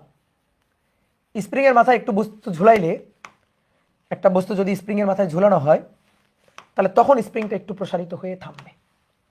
এই যে এখানে এসে থামলো। তাহলে এইটা ছিল শিথিল অবস্থা, এই যে এটা হচ্ছে শিথিল অবস্থা, শিথিল অবস্থা, ঠিক আছে? এইটা হচ্ছে SHM এর সাম্য অবস্থা, ভালো করে বুঝবা। এটা হচ্ছে SHM এর সাম্য অবস্থা। সাম্য অবস্থা কিন্তু এইটা না, মেইন পয়েন্ট হচ্ছে এইটা, ভর ঝুলানোর পরে এখানে এসে থামছে। এখন কি SHM তৈরি হয়েছে? না, এখনো SHM তৈরি হয়নি। তুমি একটা স্প্রিং নিছো, সিলিং থেকে প্রথমে স্প্রিংটাকে ঝুলাইছো, দেন তারপরে এই বস্তুটাকে স্প্রিং এর মাথায় আস্তে করে ঝুলাই দিলা। দেখবা তখন স্প্রিং একটু প্রসারিত হয়ে থামবে। SHM এখনো তৈরি করে নাই, দোলা শুরু করে নাই, দোলন বা স্পন্দন এখনো শুরু হয়নি। এইবার তুমি ধরো যখন বস্তু ঝুলাইছো তখন এতটুকু প্রসারণ হয়েছে না? এই প্রসারণটুকুর পরিমাণ L, এই প্রসারণটুকুর পরিমাণ হচ্ছে L। কতটুকু প্রসারিত হয়েছে? L পরিমাণ প্রসারিত হয়েছে। এবার এটা না স্প্রিং এর শিথিল অবস্থা, স্প্রিং তো চাই পূর্বের অবস্থায় ফিরে যেতে। তাহলে স্প্রিং কি করবে? এই যে এখানে গিয়ে একটা প্রত্যয়নী বল দিবে উপরের দিকে। বস্তু ঝুলাইছি, বস্তুর একটা ভার আছে না, ভার, ওজন কত? mg। কোন দিকে? নিচের দিকে। আর L পরিমাণ প্রসারিত হয়েছে, তাহলে স্প্রিং এর L পরিমাণ প্রসারণের বিপরীতে একটা বল দিবে না? স্বাভাবিক, একটা স্প্রিং এর স্বাভাবিক অবস্থায় আছে। এবার এর যদি তুমি টেনে প্রসারিত করো, টেনে যদি x পরিমাণ প্রসারিত করো, এই প্রসারণের বিরুদ্ধে একটা বল দিবে না? তাহলে যখন স্প্রিং এর মাথায় বস্তুটা ঝুলাইছো, বস্তুর ভর হচ্ছে mg নিচের দিকে, আর স্প্রিংটা L পরিমাণ প্রসারিত হয়ে গেছে। L পরিমাণ প্রসারিত হয়ে গেলে স্প্রিং একটা বল দিবে উপরের দিকে। তো উপরের দিকে এই যে বলটা দিবে, এই বলটা কত জানো? পরিমাণটা কত জানো? K × L।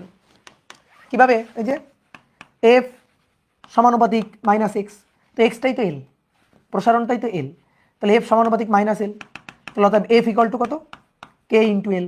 মাইনাস মাইনাস দিক নির্দেশ করে, তাহলে মান কত? মান যদি বলি বলটার মান কত, তাহলে মান হচ্ছে K × L। তাহলে উপরের দিকে এই যে প্রত্যয়নী বল, সেটা হচ্ছে K × L। বলো তো এইটা না সাম্য অবস্থা? প্রথমে যাচাই করতে হবে সাম্য অবস্থায় নিট ফোর্স নাকি শূন্য। প্রথমে যাচাই করতে হবে সাম্য অবস্থায় নিট ফোর্স শূন্য, তো এটা সাম্য অবস্থা। তুমি বলো KL বড় না mg বড়? বলো, বুদ্ধি খাটো, বলো KL বড় না mg বড়? সেম। যদি mg বড় হইতো তাহলে তো আরো একটু নিচে নামতো, আর KL যদি বড় হইতো তাহলে তো এত নিচে নামতো না, আর একটু উপরে থাকতো। তাহলে এই পয়েন্টে এসে থেমে আছে, থেমে আছে, দেখো এই পয়েন্টে থেমে আছে। তাহলে এই পয়েন্টে যখন থেমে থাকবে, তাহলে উপরের দিকে বলটা KL, নিচের দিকে বল mg, দুইটা পরস্পর সমান, তাহলে এটা সাম্য অবস্থা। তাহলে সাম্য অবস্থায় mg এবং KL পরস্পর সমান, নিচের দিকে mg, উপরের দিকে KL পরস্পর সমান। তাহলে বলো না ভাই নিট ফোর্স কত? এফ নিট সাম্য অবস্থায় নিট কত? নিট শূন্য। সেম না হলে সাম্য অবস্থায় আসতে পারতো না। ইয়েস, অবশ্যই, খুব ইম্পর্টেন্ট কথা বলছো। যদি সেম না হইতো, এই দুইটা যদি সমান সমান না হইতো, তাহলে সাম্য অবস্থায় আসতো না। এই কারণেই তো যখন আমি ধরো বস্তুটাকে ঝুলাইছি, এই এম ভরের বস্তুটাকে এর মাথায় ঝুলাইছি, তখনই তো নিচের দিকে আসা শুরু করছে। কেন? কারণ এমজি বেশি। এই কারণে প্রসারণ হচ্ছে, প্রসারণ হচ্ছে, প্রসারণ হচ্ছে, কে এল এর মানটা বাড়ছে, কে এল এর মানটা বাড়ছে, যত প্রসারণ কে এল এর মানটা বাড়ছে। যখন কে এল আর এমজি পরস্পর সেম, দেন থেমে গেল, দেন সাম্য অবস্থা উপনীত হবে। এসেই সেম এখনো তৈরি হয় নাই। এটা মিন পয়েন্ট সাম্যাবস্থা, সাম্যাবস্থায় নিট ফোর শূন্য। এইবার এসেই সেম তৈরি হবে। কেমনে? এইবার তুমি এটাকে ধরে সামান্য একটু নিচের দিকে, সামান্য একটু নিচের দিকে টেনে ছেড়ে দিবা, তাহলেই এসেই সেম তৈরি হবে। তাহলে সামান্য একটু ধরো, এই যে নিচের দিকে টেনে ছেড়ে দিলাম, সামান্য একটু নিচের দিকে টেনে ছেড়ে দেওয়া হইল, সামান্য একটু নিচের দিকে টেনে ছেড়ে দেওয়া হইল। তাহলে এই যে সামান্য একটু নিচের দিকে টেনে ছেড়ে দিলাম না, এই পরিমাণটা, এই যে এইটুকু পরিমাণ ছেড়ে দিলাম নিচের দিকে, এইটা হচ্ছে এক্স। কেন এক্স? কারণ এইটা এসএইচএম এর সাম্য অবস্থা। তো সাম্য অবস্থা থেকে সরণকে কি দিয়ে প্রকাশ করা হয়? এক্স দিয়ে প্রকাশ করা হয়। তাহলে এইভাবে ধরো, এবার টেনে ছেড়ে দিলে এইভাবে দুলতে থাকবে, বুঝছো? এইভাবে স্পন্দিত হতে থাকবে। তাহলে কোন পয়েন্টকে কেন্দ্র করে এভাবে স্পন্দিত হতে থাকবে? কোন পয়েন্টকে? এই পয়েন্টকে কেন্দ্র করে। এই যে সাম্য অবস্থা এখানে ছিল, তারপরে এখানে, এখানে, তারপরে উপরের দিকে, এই যে এইখানে, এইভাবে স্পন্দিত হতে থাকবে। তাহলে ধরো কোনো একটা মুহূর্তে,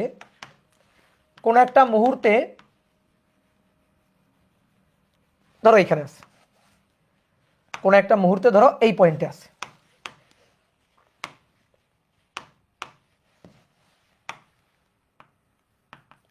এই, তাহলে কতটুকু সরণ আছে এই পয়েন্টে? এই যে সাম্য অবস্থা, সাম্য অবস্থা থেকে কতটুকু সরণ হয়েছে? এস, এক্স পরিমাণ সরণ হয়েছে। এবার সবাই একটু লেখা থামাও তো, দেখি কেমন পারো তোমরা লেখা থামাইতে। লেখা থামাও। এইটুকু আগে থেকে কত ছিল?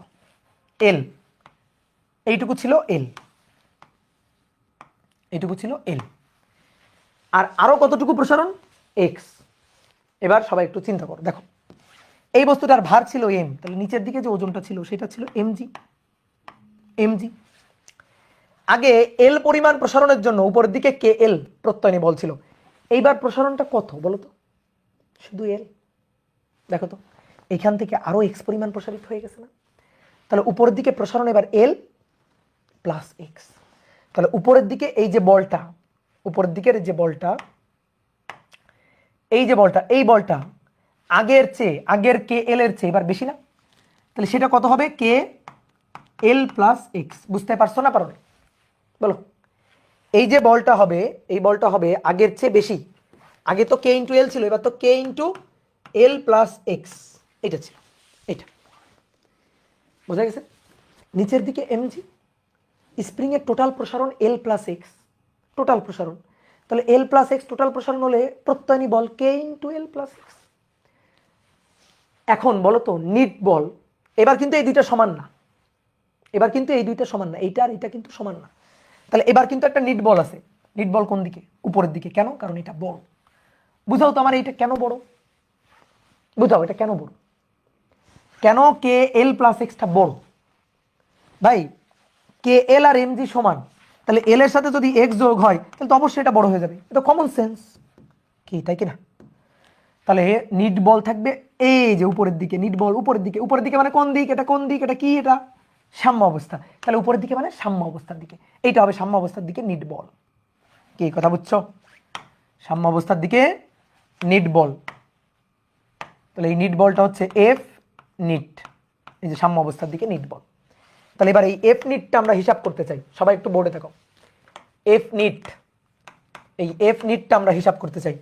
তাহলে উপরে কে এল প্লাস এক্স, কে এল প্লাস এক্স, আর নিচের দিকে এমজি। তাহলে নিট বল উপরে কে এল প্লাস এক্স থেকে এমজি বাদ, মাইনাস এমজি। আমরা কি দেখাইতে চাইছি? আমরা দেখাতে চাইছি স্প্রিং এ সরল সন্ধিতে স্পন্দন গতি হবে। এরকম ভাবে যদি টেনে ছেড়ে দেওয়া হয়, তাহলে এইটা সাম্য অবস্থা ধরে স্প্রিংটা যদি এভাবে স্পন্দিত হতে থাকে, তাহলে সরল সন্ধিতে স্পন্দন গতি হবে। তাহলে আমার দেখাইতে হবে বৈশিষ্ট্য। কোন বৈশিষ্ট্য? এইটা। অর্থাৎ এই বৈশিষ্ট্যটা মানে কি না, অর্থাৎ বল সরণের সমানুপাতিক ও বিপরীতমুখী হয় কিনা, এটা আমরা এখান থেকে দেখাবো। হয়ে গেছে, দেখানো হয়ে গেছে। এই যে বল এফ, এফ নিট এফ, তাহলে এই এফ নিট কে এল প্লাস কে এক্স মাইনাস এমজি। এমজি এবং কে এল সমান, তাহলে এমজি আর কে ইন্টু এল এর মান যদি সমান থাকে তাহলে এই কে এল আর এমজি কাটাকাটি, তাহলে অতএব নিট ফোর্স এফ নিট এটা ইকুয়াল টু কে ইন্টু এক্স। এটা হচ্ছে মানের বিবেচনায়। এবার দিক বিবেচনা করলে, দিক বিবেচনায় যদি আমরা এবার লিখি এফ নিট এটা ইকুয়াল টু কে ইন্টু এক্স। দেখো এবার বোর্ডে দেখো, সাম্য অবস্থা অভিমুখী বল এফ নিট, দেখো লাল লাল কালি দিয়ে, কোন দিকে? উপরের দিকে, সাম্য অবস্থার দিকে। আর ওই পয়েন্টে, এই পয়েন্টে সরণ এটা, তাহলে সরণ কোন দিকে? নিচের দিকে। তাহলে বল নিট বল যেদিকে, সরণ তার বিপরীত দিকে। নিট লব্ধি বলটা যেদিকে, সরণ তার বিপরীত দিকে। তাহলে পরস্পরের বিপরীতমুখী, এই যে মাইনাস। তো তখন আমরা সুন্দর করে এভাবে ভেক্টর ফরম্যাটে লিখতে পারি যে এফ নিট এটা equal to minus k into x. বুঝছো? এই ক্লিয়ার? তাহলে এটা কি সরল সন্ধিতে স্পন্দনের বৈশিষ্ট্য না? সরল সন্ধিতে স্পন্দনের বৈশিষ্ট্য না? এফ নিটটা বুঝো নাই? আচ্ছা দেখো, এফ নিটটা বুঝো নাই। এই যে বস্তুটা আছে, এই বস্তুটার ওজন নিচের দিকে এমজি, আর স্প্রিংটা টোটাল কতটুকু প্রসারণ হয়েছে? আগে তো এল পরিমাণ ছিল, তাহলে এইভাবে যদি স্পন্দিত হতে থাকে, এই যে সাম্য অবস্থাকে ধরে এইভাবে যদি স্পন্দিত হতে থাকে, এই পয়েন্টে আরো এক্স পরিমাণ প্রসারণ, তাহলে টোটাল প্রত্যয়নী বল হবে কে ইন্টু এল প্লাস এক্স, এল প্লাস এক্স টোটাল প্রসারণ। এবার এটা অবশ্যই বড় আর এমজি ছোট, তাহলে লব্ধি বল উপরের দিকে। এবার লব্ধি বল নিট বল, নিট বল কেমনে হিসাব করে? ধরো একটা বস্তুর উপর উপরের দিকে বল 12 নিউটন, নিচের দিকে বল 10 নিউটন, তাহলে লব্ধি বল কত? 12 বিয়োগ 10, সেটাই করছি, কে এল প্লাস এক্স মাইনাস এমজি করছি। কি বোঝা গেছে? বলো এইবার এই যে সমীকরণটা, এই সমীকরণ এক্স এর পাওয়ার কত? এক্স এর পাওয়ার এই যে ধরো এক্স এর পাওয়ার এন, তো এন এর মানটা কত? এন এর মান 1, তাহলে এখানে এক্স এর ঘাত কত? ঘাত বা এন কত? 1। তাহলে এটা সরল সন্ধিতে স্পন্দনের বৈশিষ্ট্য বল সরণের সমানুপাতিক ও বিপরীতমুখী। তাহলে সাম্য অবস্থায় নিট ফোর্স 0 হয়েছে, সাম্য অবস্থায় নিট ফোর্স 0 হয়েছে, বৈশিষ্ট্য মানছে। দেখো সাম্য অবস্থায় আমরা দেখাইছি যে সাম্য অবস্থায় নিট ফোর্স 0, এটা হয়েছে। এবার সাম্য অবস্থা থেকে যে কোনো সরণ অবস্থানে, এটা সাম্য অবস্থা, তো এভাবে যদি স্পন্দিত হতে থাকে তাহলে উপরে নিচে, আমরা নিচে দেখাইছি। তুমি যদি বলো ভাই একটু পরে উপরে দেখান, আমি দেখাবো, তাও দেখাবো। তাহলে সাম্য অবস্থা থেকে সরণ অবস্থানে, সাম্য অবস্থান থেকে উপরে বা নিচে গতি বরাবর যে কোনো দিকে সরণ অবস্থানে বল সরণের সমানুপাতিক ও বিপরীতমুখী হয়েছে। তাহলে সাম্য অবস্থা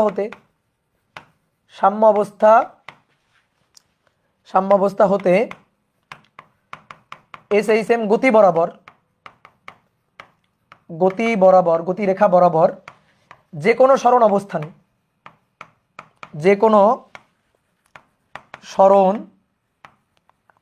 অবস্থানে সাম্য অবস্থা অভিমুখী বল সরণের সমানুপাতিক ও বিপরীতমুখী, সরণের একঘাতের সমানুপাতিক ও বিপরীতমুখী হয়েছে। তাহলে ওকে, তাহলে তো এটা সরল সন্ধিত স্পন্দন হবেই।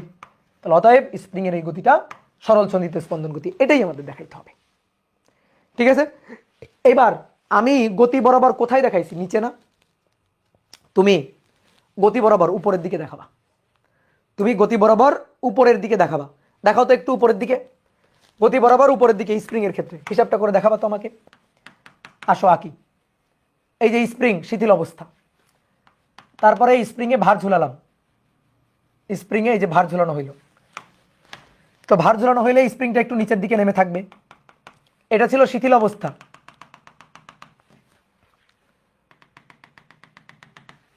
আর এইটা হচ্ছে সাম্য অবস্থা। এটা হচ্ছে স্প্রিং এর জন্য সাম্য অবস্থা। ঠিক আছে, এটা হচ্ছে সাম্য অবস্থা। এবার কতটুকু প্রসারণ হয়েছে? এল পরিমাণ।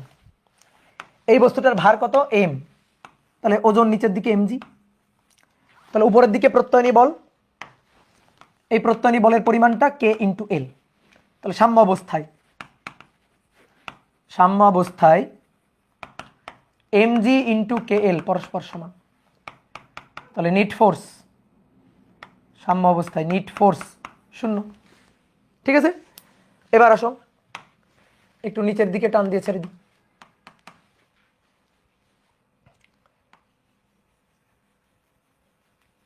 এই যে নিচের দিকে টান দিয়ে ছেড়ে দিতে পারো, আবার চাপ দিয়ে ছেড়ে দিতে পারো। তা আগে আমি এই পয়েন্টে দেখাইছি, এবার এই পয়েন্টে দেখাবো না।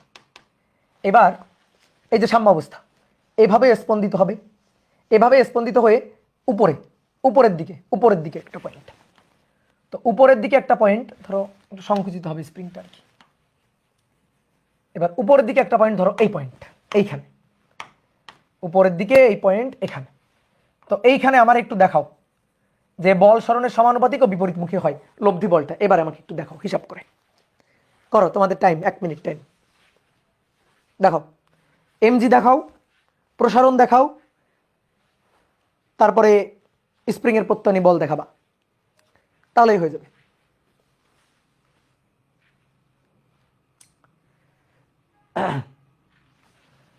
দেখো ওজন নিচের দিকে জানি তো, এই যে ওজন এমজি নিচের দিকে, ওজন এমজি নিচের দিকে, এমজি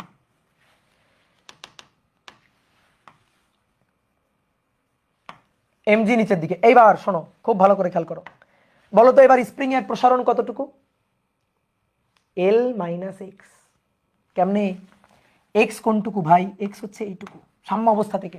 এটা না সাম্য অবস্থা, x সবসময় কাউন্ট হয় সাম্য অবস্থা থেকে। তাহলে সাম্য অবস্থা থেকে উপরের দিকে সরণ, তাহলে স্প্রিং আলটিমেটলি কতটুকু প্রসারিত হয়ে আছে?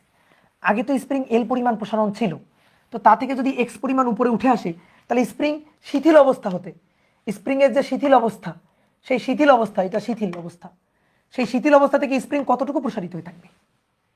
L - x। বলো বলো সবাই বলো, কত? L - x, এই যে এইটুকু প্রসারণ। তাহলে এটা হবে L - x, তাহলে এই যে এইটুকু প্রসারণ হবে। দেখো এই যে শিথিল অবস্থা থেকে, শিথিল অবস্থা, তা থেকে L - x পরিমাণ প্রসারণ হবে। তাহলে স্প্রিং তো শিথিল অবস্থায় ফিরতে চাই, তাহলে স্প্রিং এর প্রত্যয়নী বলটা, এই যে উপরের দিকে প্রত্যয়নী বলটা, এই প্রত্যয়নী বলটা হবে এবার k ইন্টু L - x। ছোট কমে যাবে, এবার এইটুকু কমে যাবে। কেন? L থেকে দেখো চিন্তা করো, আগে ছিল L, এখন L - x কমে যাচ্ছে, তাহলে এটা তো কমে যাবে এবার। তাহলে তুমি এবার বলো তো ভাই, mg আর kl যদি পরস্পর সমান হয়, তাহলে mg বড় নাকি kl - x বড়? বলো।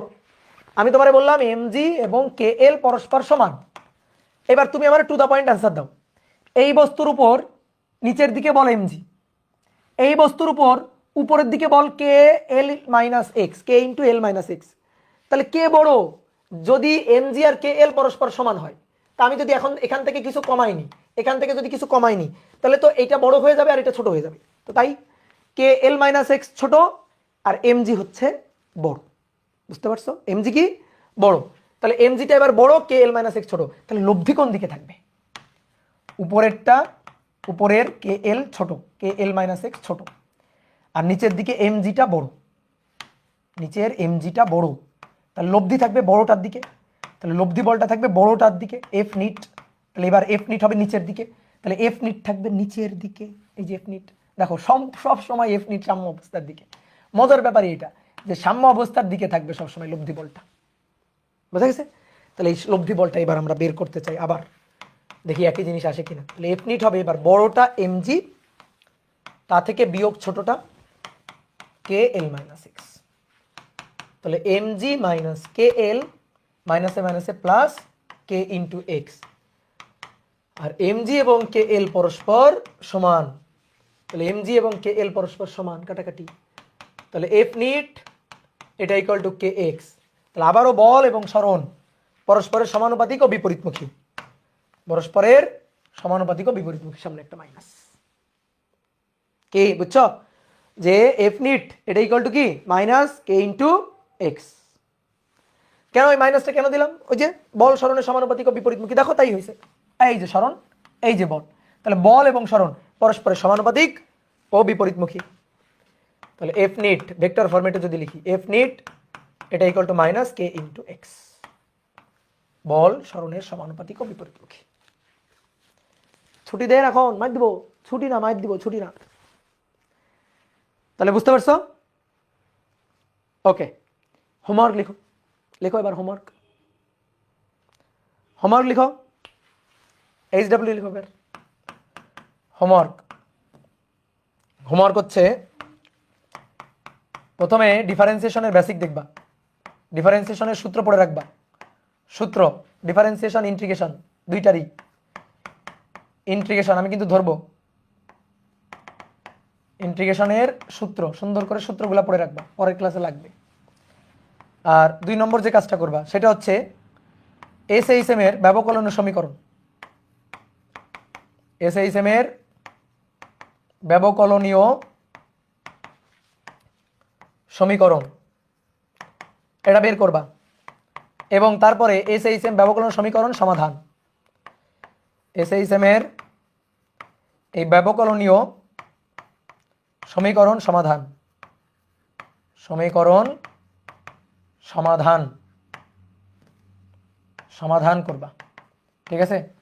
আর ভাববা একটা সরলচন্দ্রিত স্পন্দন সম্পন্ন কণার সরণের সমীকরণ কেমন হতে পারে, সরণের সমীকরণ নিয়ে ভাববা।